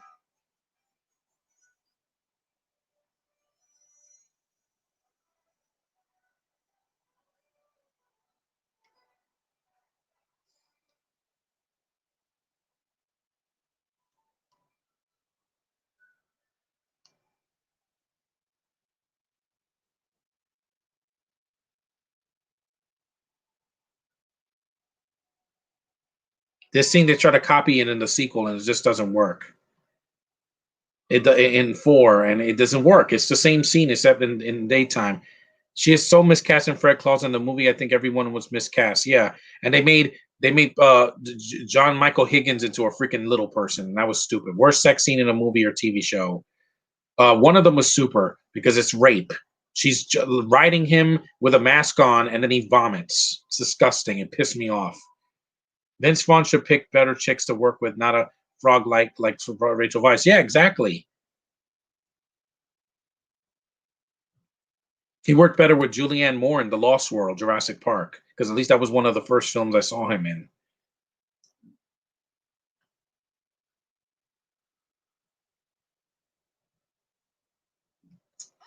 No, she's falling.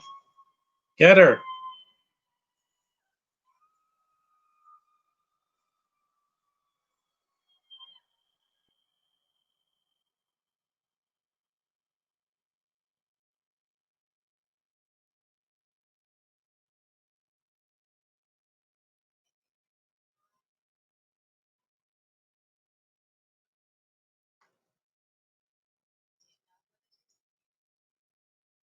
I don't know who you are.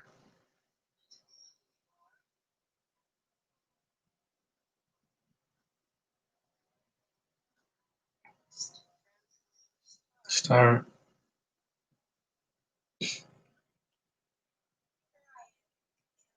Cool. Mm,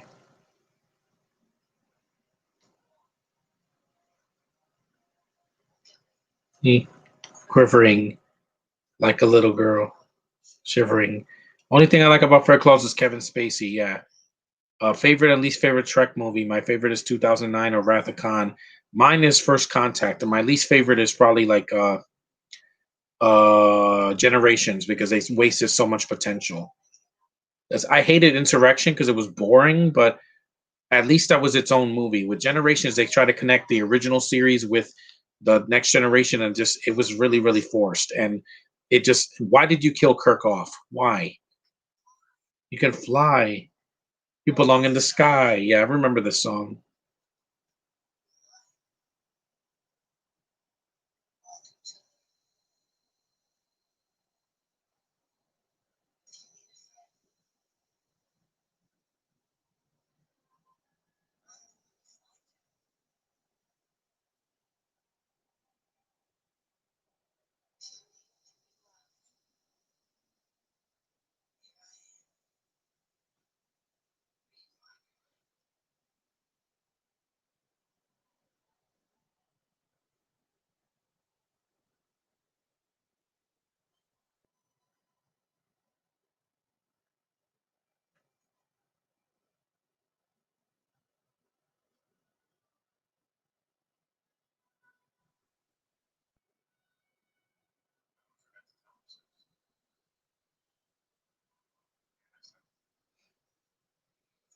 It was some bald-headed Latino guy who friends with the asshole Rambo rap. Yeah, it was Efree because he also complains about everything, and then he disappears from YouTube because he's not man enough to stay on here. I've been on here for 8 years. I don't know if you've seen this video, but did you see the guy who rented on the Dark Knight Rises destroyed the Dark Knight Rises TV? I know because again, he can't get over the past. Least favorite is the Final Frontier. Yeah, that's not good, but I can still watch it. I get over the past, guys. You can't have to let the past die and just keep going forward. Last year was the past. Now it's 2021, and I have a lot to look forward to.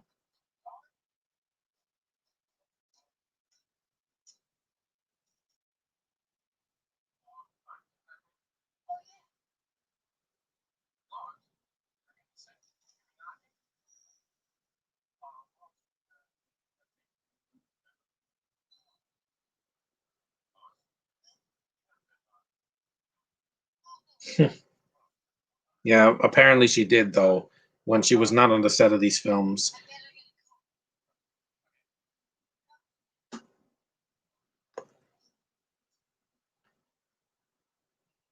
Mhm.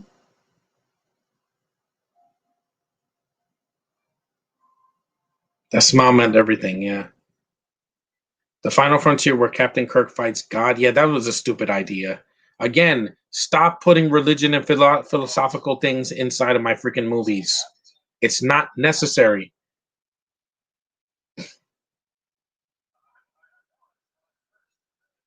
A pair of glasses doesn't make you a nerd, guys. You got to do better than that.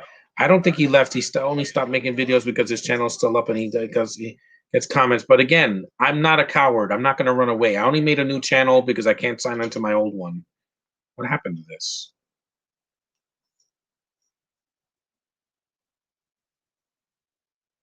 I spent the night with Superman.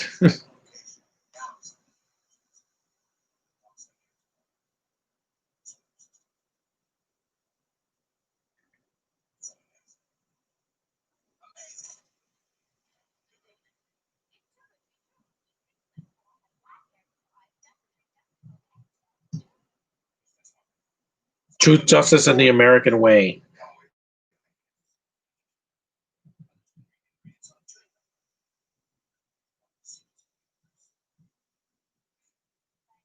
Look at that face. That face is so cute. I don't think he left. He just stopped making. Yeah, and again, I'm not going anywhere, guys. I'm still alive and I'm still going to do YouTube videos and I can show my face. I don't have to hide a video doing this. Hey guys, what's up? No, I don't have to do that. I show my face. I got nothing to hide.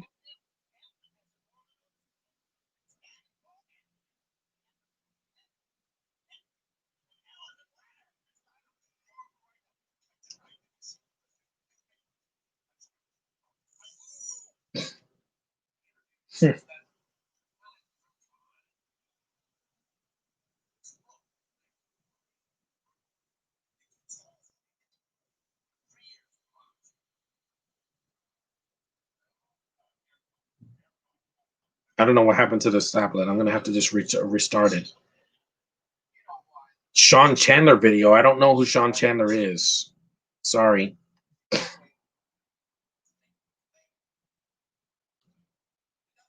The movie's half done, so we're almost done with it. We still got about 49 minutes left, minus the end credits, which are just added, at the last minute. They're just, there's no post credit scene, so I can stop it at that. But it's long. It's a very long movie.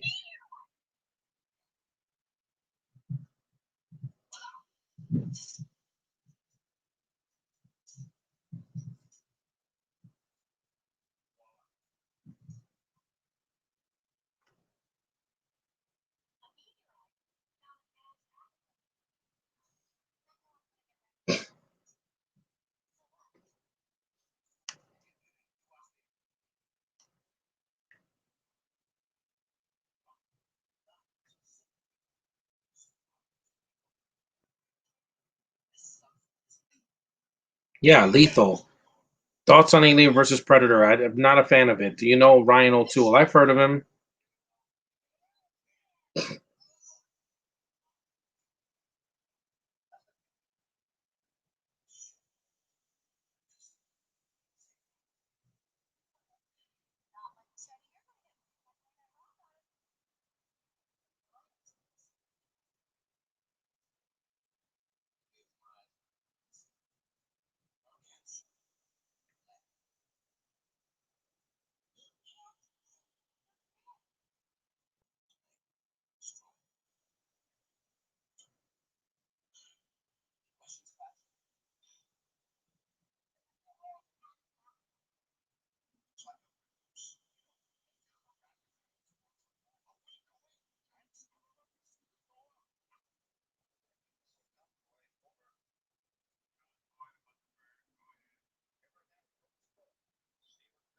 Yeah, they use a woman's charms to get a guy's attention. Again, I'm heterosexual. If I'm interested in seeing a woman, yeah, I'm gonna stop for her.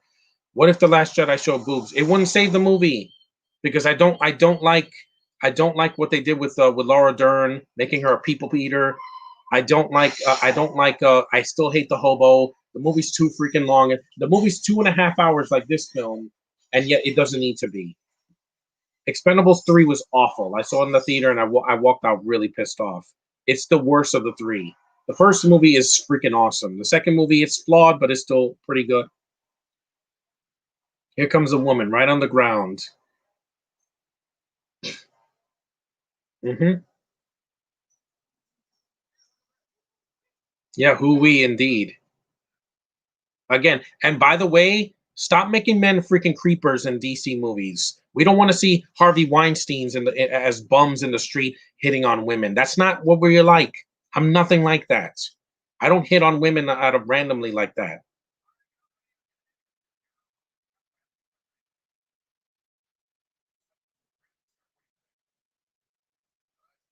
Oh, that's Larry Hagman. Yeah, from I Dream of Jeannie.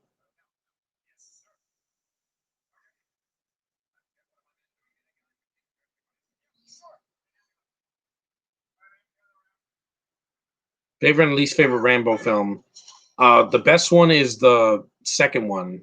The least favorite is three, but it's only because three is like the most silly one. But I haven't seen The Last Blood because I heard it's awful. It's racist and it's really violent for no reason. Rambo's like he's like Kevin from Home Alone, but even more violent than that. He was violent in the other films, but it was motivated. It wasn't just out of nowhere. He didn't just randomly kill someone. Rambo's not a slasher. What do you think of Adventures of Ford Fairlane? It's good. It's actually funny. Some critics hated it, but I thought it was pretty charming. Andrew Dice Clay is not terrible. I've seen worse. I've seen Liam Hemsworth. He's a so-called actor, and yet he's boring. So, guess she was wearing a blonde wig.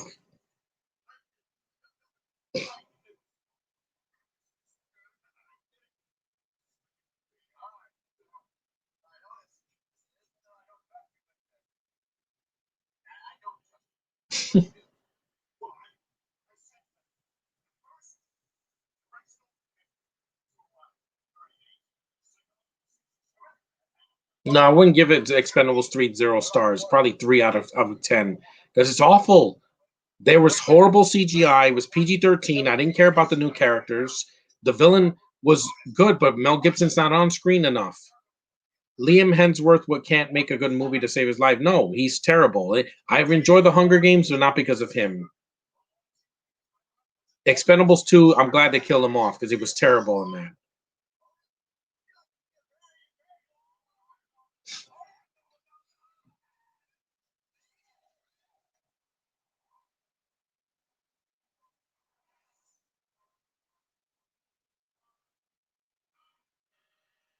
You know, a woman can be desirable when you're having to try to, to sexually assault them.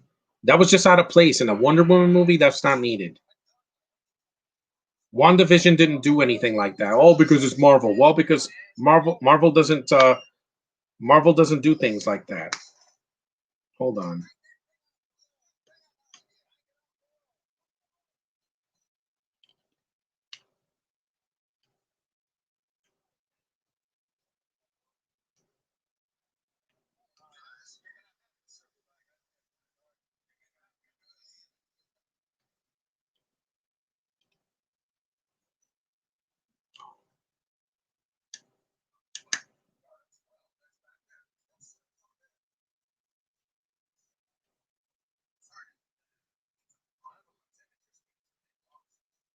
Trying to take the batteries out.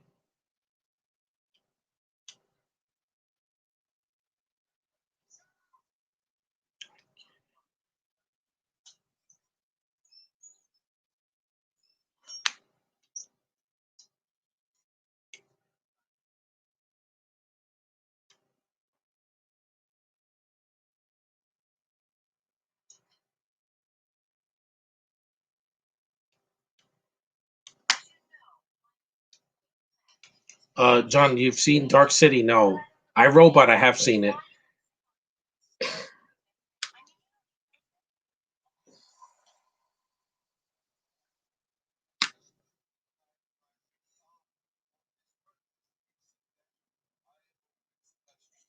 They look Native Americans. Native American. I haven't seen Dark City because I haven't gotten a chance to watch it yet. It's hard to watch on streaming because they never give it on cable or whatever. They barely give it. It's a movie that kind of was forgotten with time.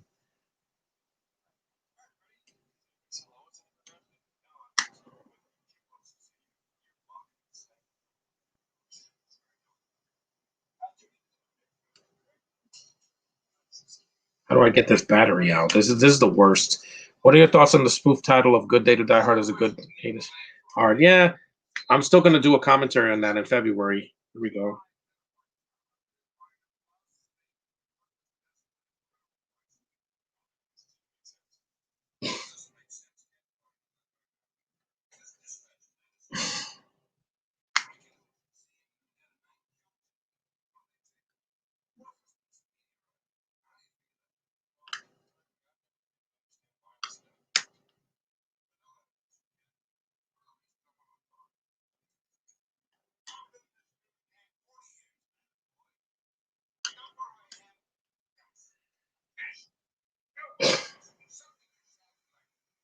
I'm trying to change this battery, but it won't come out.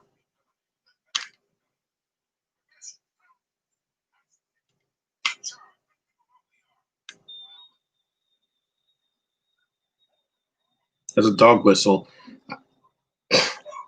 Did I like Lethal Weapon 4? Yeah, but it's my least favorite of the four films. Mainly because it's too long and there's too many characters in it.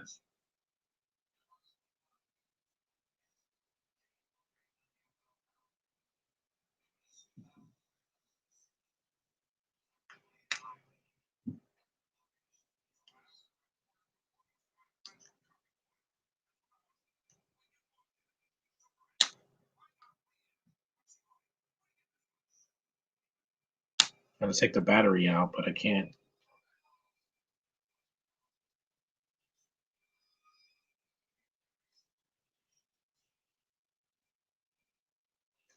You're gonna do a commentary on Good at the Hour? Yeah, on in February. I don't know what day, but I'm gonna do it.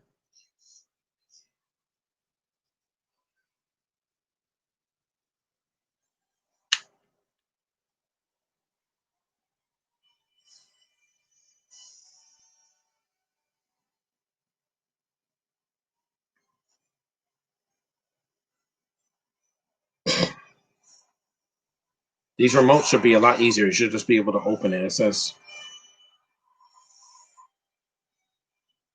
push.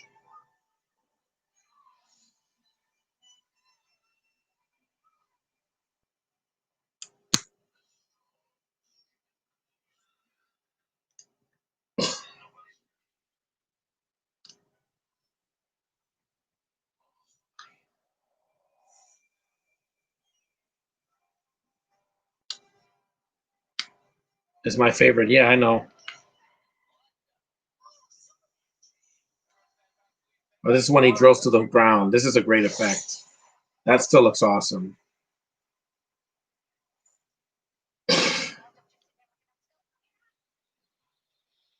Which is the worst Fantastic Four X-Men Van Store Stick? Easily, because it doesn't have a budget and it's just incomplete. First Class was complete. It was just boring.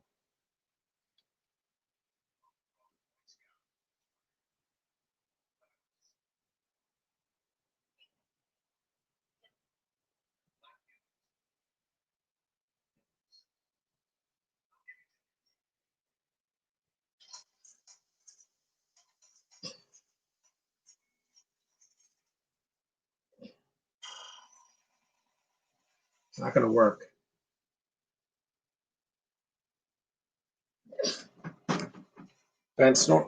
Fantastic Four First Class is great. Fantastic Four First Class. I don't know what that is.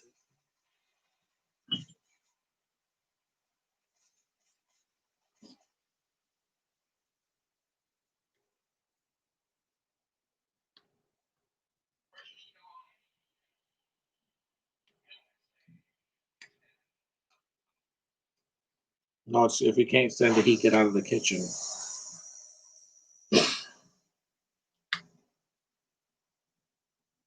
This is the worst remote to try to open because it's stuck in there. Other remotes, you just open the back and you put the battery in. Here, it's the worst. Remember, I once said in a live stream that Fan Starter was better than Avengers because he thought it was boring. Again, he's an idiot. He doesn't know what he's talking about. He thought the movie was going to be short, like 2 hours. No, it's a finale to a scene. Made a movie with 3 hours and 52 minutes, John Avenger. Yeah, do what you have to do, but if it's too long, I'm going to say it.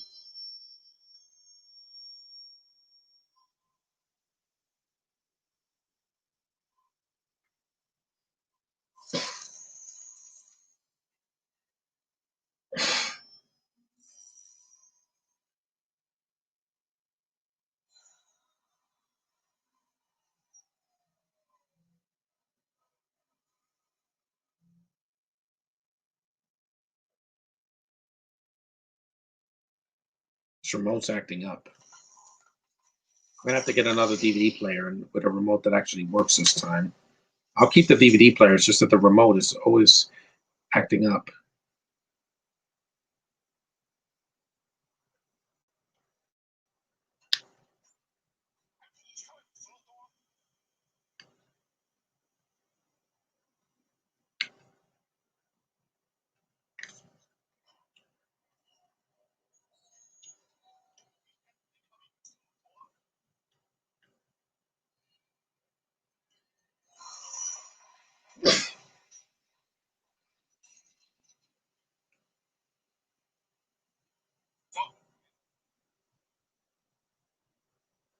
Let me see here.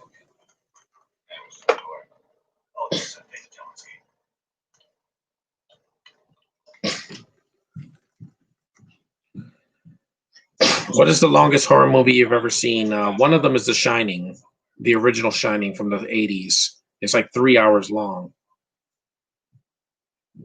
Just leave the remote there. I'm not going to try to break it.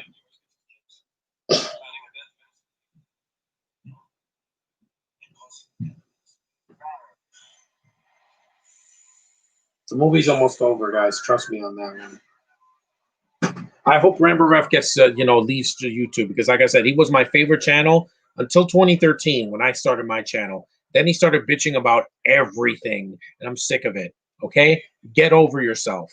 Okay, my channel is getting more attention than you because I have a life. Take walks. I can think clearly. I don't live in a farm in the middle of bumfuck nowhere and have to live in the past. I don't live in the past. Yeah, I hated the Star Wars movies too. Force Awakens and Rogue One or whatever. But here's the thing. I got over it. Matt looks like a homeless bum who wastes all of his money buying booze. Yeah, exactly. This is why I'm not a part of his group. I have a group called the Nerd Pack. We got over the past pains that we went through. We all went through COVID. We all went through shitty superhero movies. We all went through the overlong bore fest. We've all been there. You can't live in the past. I'm not watching these movies to live in the past. I'm doing a commentary to see how I feel about it now.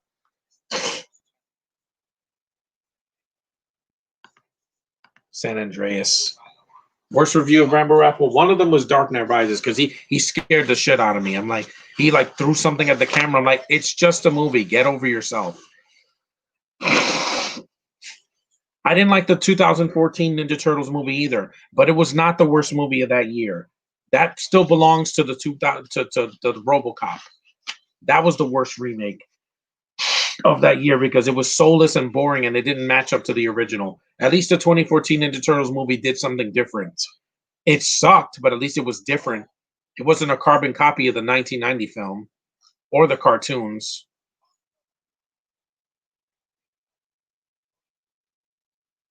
Yeah, this scene is pointless. I think you could cut it. Just show the character nine and start like, oh my god, get that away from me. Again,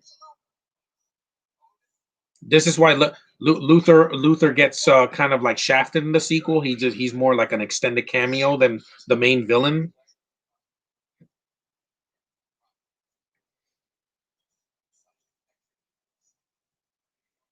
Missile, not missile. Missile.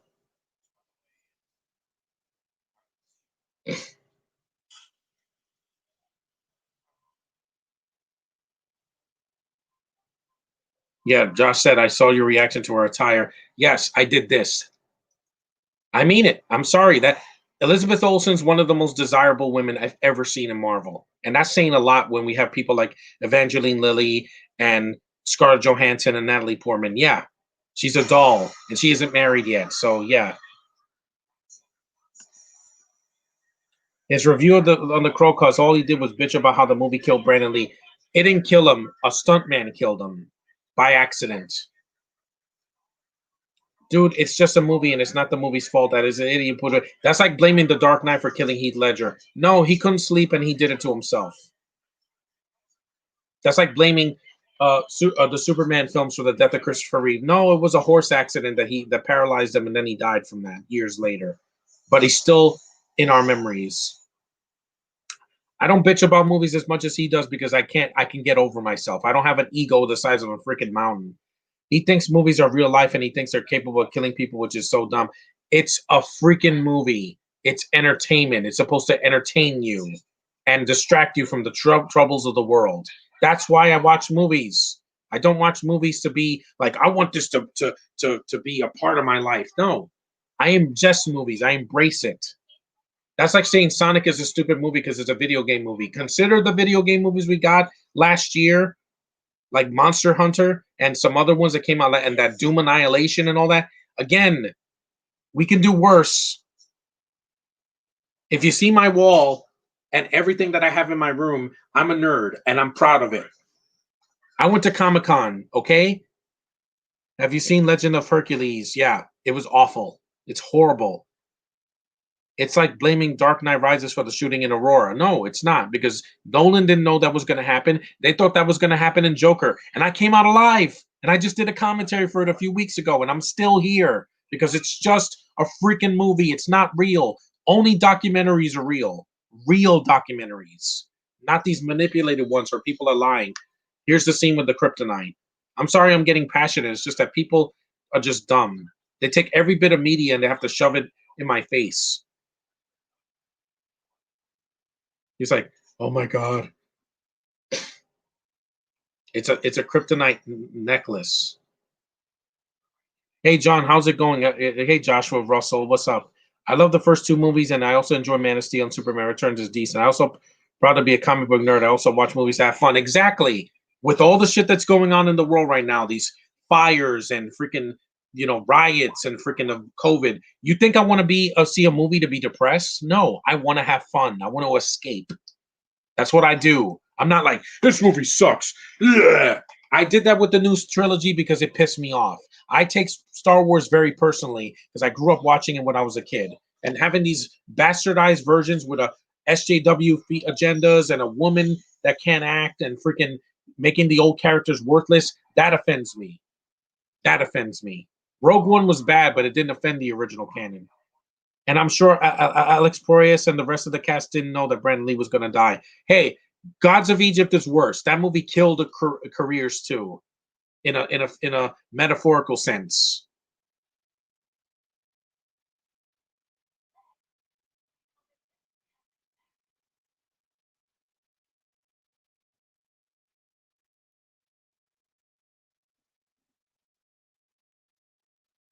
She feels bad for him. At least she does something decent.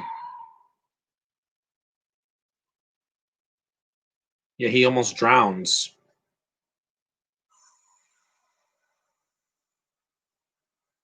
He tries to take it off, but he can't because it's draining him.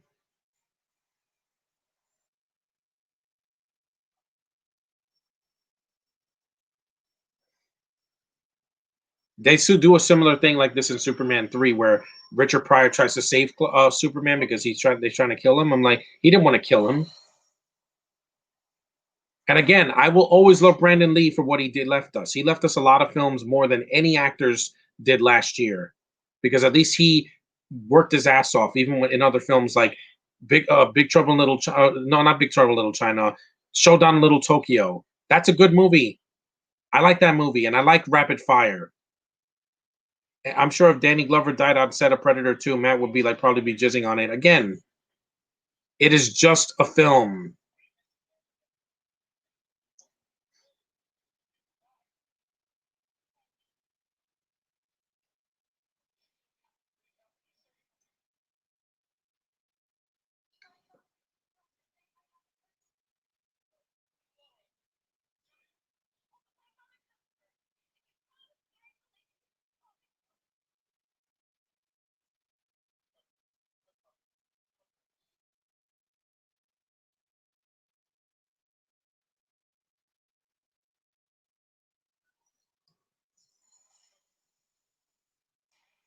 That's a real pool too, by the way. There's even some steps in it. I can tell it has a ladder. Man, I miss these actors. I really do. The Crow Part Two is a disgrace. Yeah, because you got a guy with an accent, and he sings and he throws a guy through a window. It's laughable. All the sequels, even the show, are a disgrace to Brandon Lee's legacy. Of course, she kissed him because she wanted to get a piece of that. Again, heterosexuality lives, guys. Your gay agendas will never be the normal. Never. Because I will never be gay. I don't care how long I'm in this basement. I am not going to be gay. Do you like the American Pie films? They're hit and miss. I don't like the gross out humor, but I do like that cast a lot. The real films, American Pie 2, American Wedding, American Reunion, not the direct to video ones. I don't count. There's a beautiful face. Yeah. And I like DC movies when they touch a woman's face, but don't do it too much. In Wonder Woman, yeah, for some reason, everybody is in love with Gal's face. They like touching her face. I get it, guys. Look at her face. She's beautiful. Look at Elizabeth Olsen's face. Sings, LOL, which is he, the Phantom of the Opera. I haven't seen that.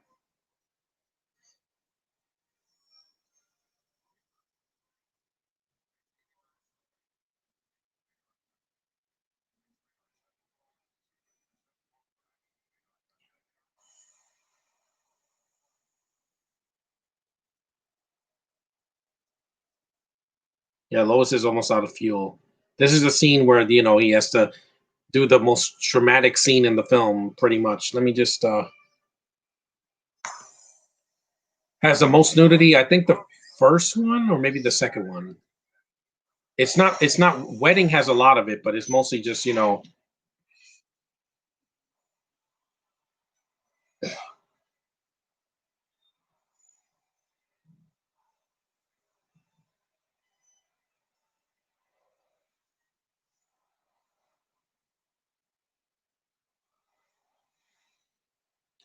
it's free on YouTube. Well, free with ads of the Phantom of the Opera, the 2004 version where Gerard Butler's singing. Yeah,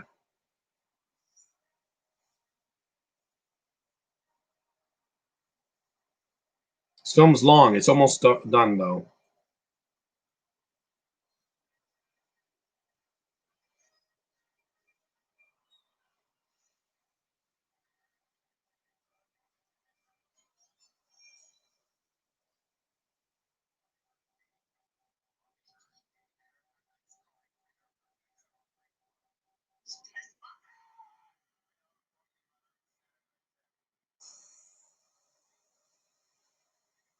Yeah, that's the one. I've seen only the original Phantom of the Opera from the 20s, the silent version. It's a classic. It's not a musical either.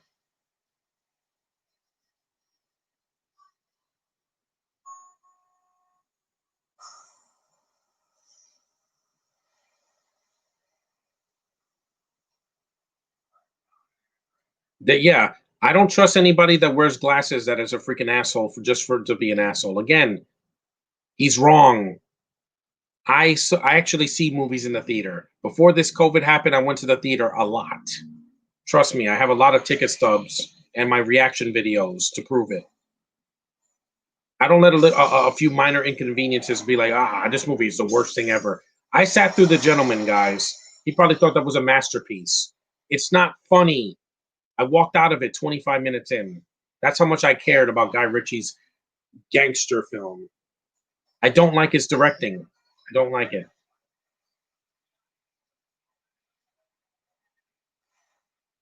Some people need to get a freaking life and move on with their lives. Will you see the 2004 remake? Yeah.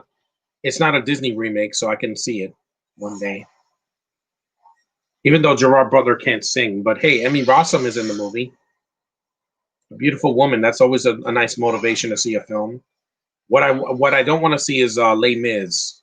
Les Miserables is way too dark and depressing. Anne Hathaway having to cut her hair and all that. It's sad.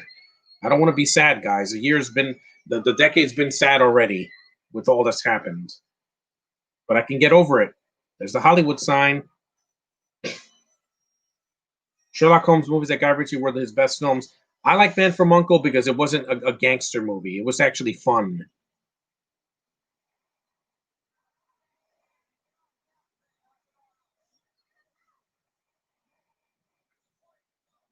Did you like I added Sneeze to Hercules? Yeah, I didn't like it. It was bad. The one with The Rock was actually better because it was entertaining.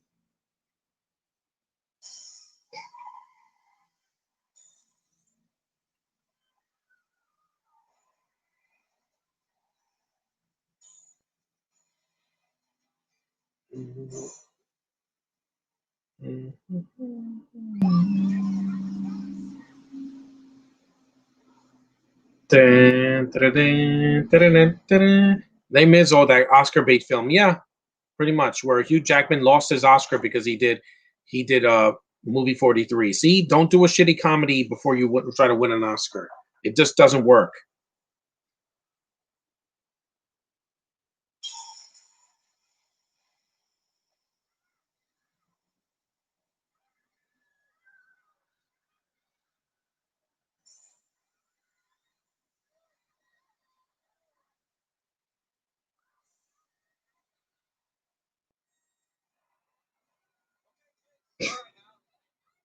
It's almost done.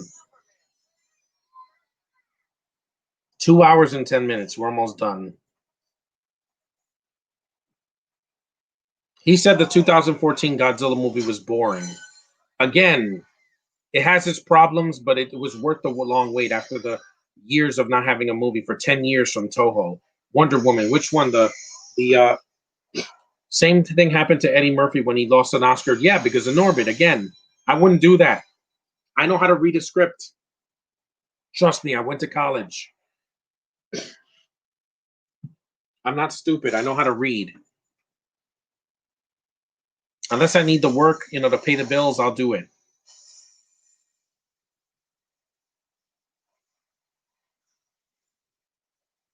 Yeah, Jimmy, you should have done that.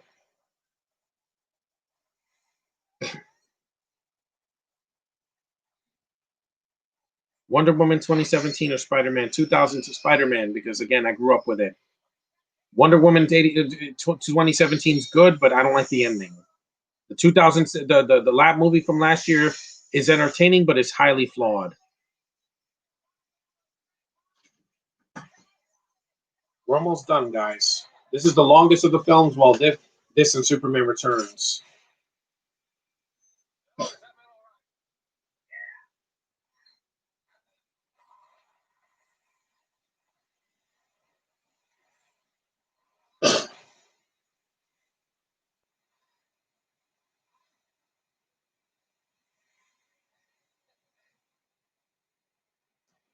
It's obvious that what was already planning to rant on Godzilla 2014. Yeah, he liked the trailer, and he's like, the trailer lied. Godzilla's not in the movie. It's a setup movie. With Godzilla versus Kong, we're going to get a lot of them. We're not going to get 5 minutes of them at the end. Trust me. Kong Skull Island was awesome, but then what did he complain about? The cast, the human characters.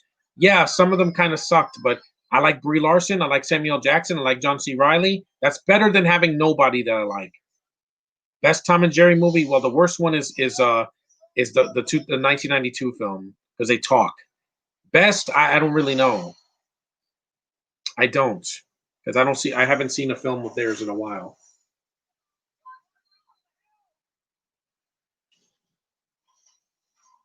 It's not going to be the 2021 version of Tom and Jerry where they're CG and they're in the real world like the Smurfs. Yeah.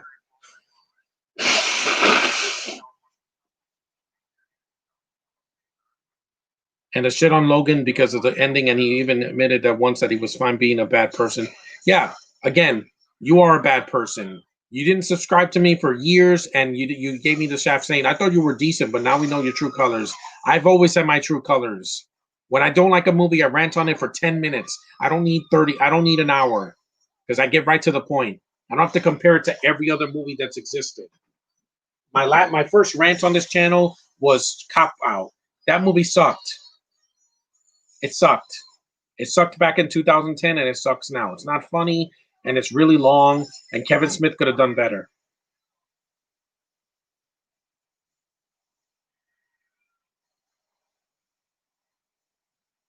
Are we talking about Rary? Yeah, we are talking about him. He bitches about everything. Even his friend Mike, he does the same thing. OCP Communications. I can shit on them here. They're not going to find me. I don't care. I am a rebel. I'm the rebel of YouTube. I will say what's on my mind without having a script. And I don't wear glasses because I can see everything. That's why I'm better than them. Because I can see clearly now the rain. And I have a huge support group. I don't have three crazy guys. The Nerd Pack has like 7 crazy guys. Yeah. Parker and Anthony and Josh and the other Josh and Tevia. Yeah, I got more. There's strength in numbers.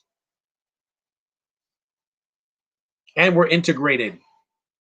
We're not just a bunch of white guys bitching about everything. Doing a 3-hour rant on BVS saying this is the worst thing DC has ever done. Catwoman, Superman 4, Batman and Robin. They've done worse. Even Jonah Hex is worse. And I bet he hated Wonder Woman 84. It's a 2.5-hour boring drama. I said it had flaws. The pacing, the lack of action, and the running time. That's the biggest problem for me. Well, let's get back to Superman. We're almost done, guys.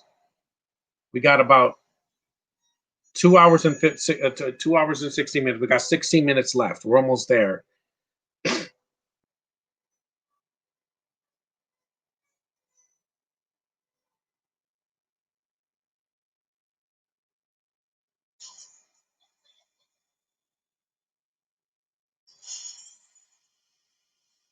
That's like complaining this movie's too long. It is, but it's an origin story. Plus, in 1978, there weren't a lot of superhero movies.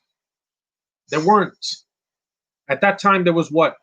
There was a Captain America movie on TV, a couple of them, and then you had before that you had a '70s Spider-Man show, and you had the '60s Batman movie. That's about it. Now there's a superhero movie every year, whether we want it or not, or a comic book movie.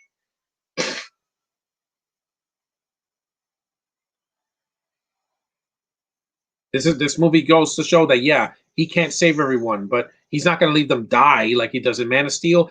All this collateral damage for what? Here they keep the collateral damage to a minimum. It's not an entire city getting destroyed. Make a rant on Legion. I did it already. It's on my old channel.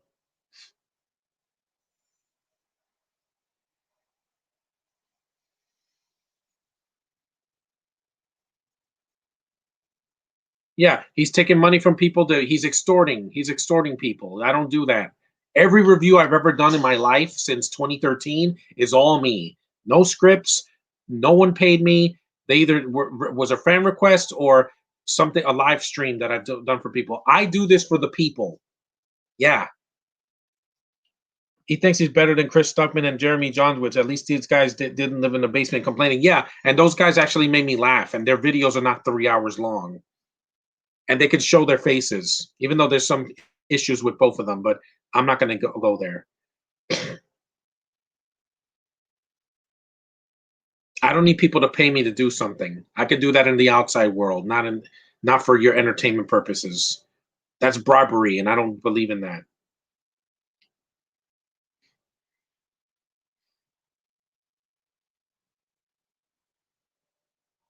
I don't live in the past. This isn't the 80s anymore, guys. This isn't the 70s. This is not the 90s. We have to move on. Cinema's not going to get better unless you try to give it a chance. What if there was a Resident Evil movie called Resident Evil Abortion? No, I don't want to. I'm not going there. Even the new version that's coming out is going to be more faithful to the game, but I don't like the casting. They cast a British chick to play Jill again. God, this is going to suck. Like they cast a Brit to play Jill last time. At least I like Sienna Glory. I don't like the girl from Pirates of the Caribbean 5. She does nothing for me. Someone paid him to do a reaction to Cardi B's song, and he did it. Yeah, again, she's a black interracial woman that sings and shakes her ass. What do you expect? Are you expecting? Oh, I love this. This is great. Yeah, I know that's my favorite. Great acting, by the way. Yeah. When Cavill does it, he didn't even have to turn the world around. He killed a man and then screamed like a bitch. It's not the same, guys. It's like the Khan in Star Trek 2, it worked. But with Star Trek Into Darkness, it didn't work because I didn't feel anything. Because it's going to be retconned anyway, because he blames Khan for killing Kirk and then he has blood that can save Kirk. Again, plot convenience.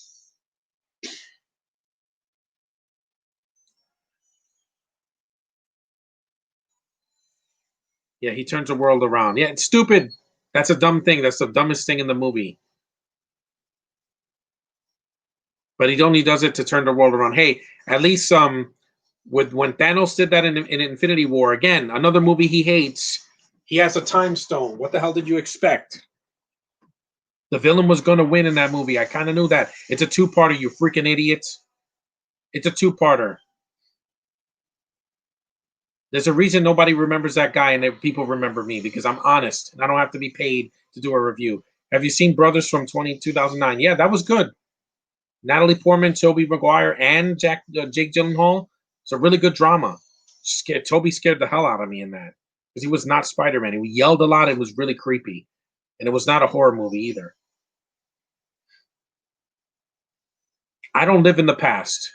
It's 2021. I'm not living in 2020 anymore. That's over. We've moved on, and we're gonna have a new president next week. I'm happy. Can't be any worse. The stimulus checks are coming, people. So hang in there. They're coming. They do the same ending in the Richard Donner cut of Superman 2. In that one, he turns the world around again. Or In the theatrical cut, he kisses Lois and she forgets everything. Angry Joe, Chris Stuckman, and Jeremy John are some of the favorite YouTube, and they make me laugh. Cardi B, she was in Hustlers, a movie I liked. I also liked your honesty. Yeah. He also said that the Death Wish 2018 was better than Infinity War. He's an idiot. Bruce Willis is phoning it in, and it's depressing. Tommy Vergara is also great in the Spider-Man movies and Brothers. Yeah. Well, let's take the movie out. It's almost done.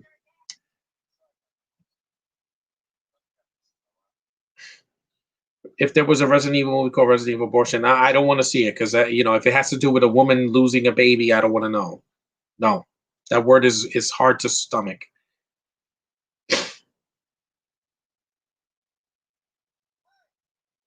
An interruption, yeah. That I'm sick of that in superhero movies where they have to stop a kiss in the middle of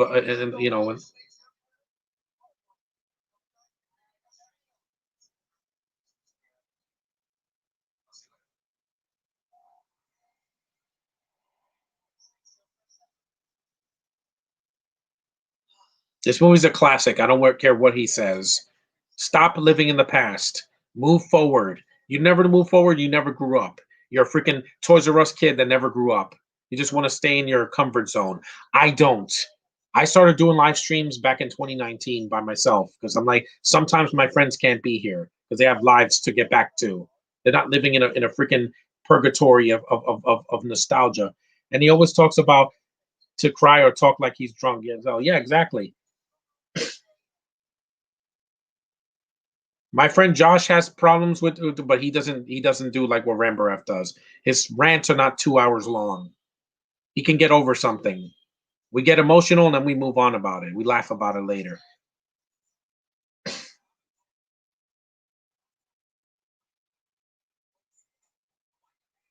He didn't put Miss Tessmacher there because she saved his life.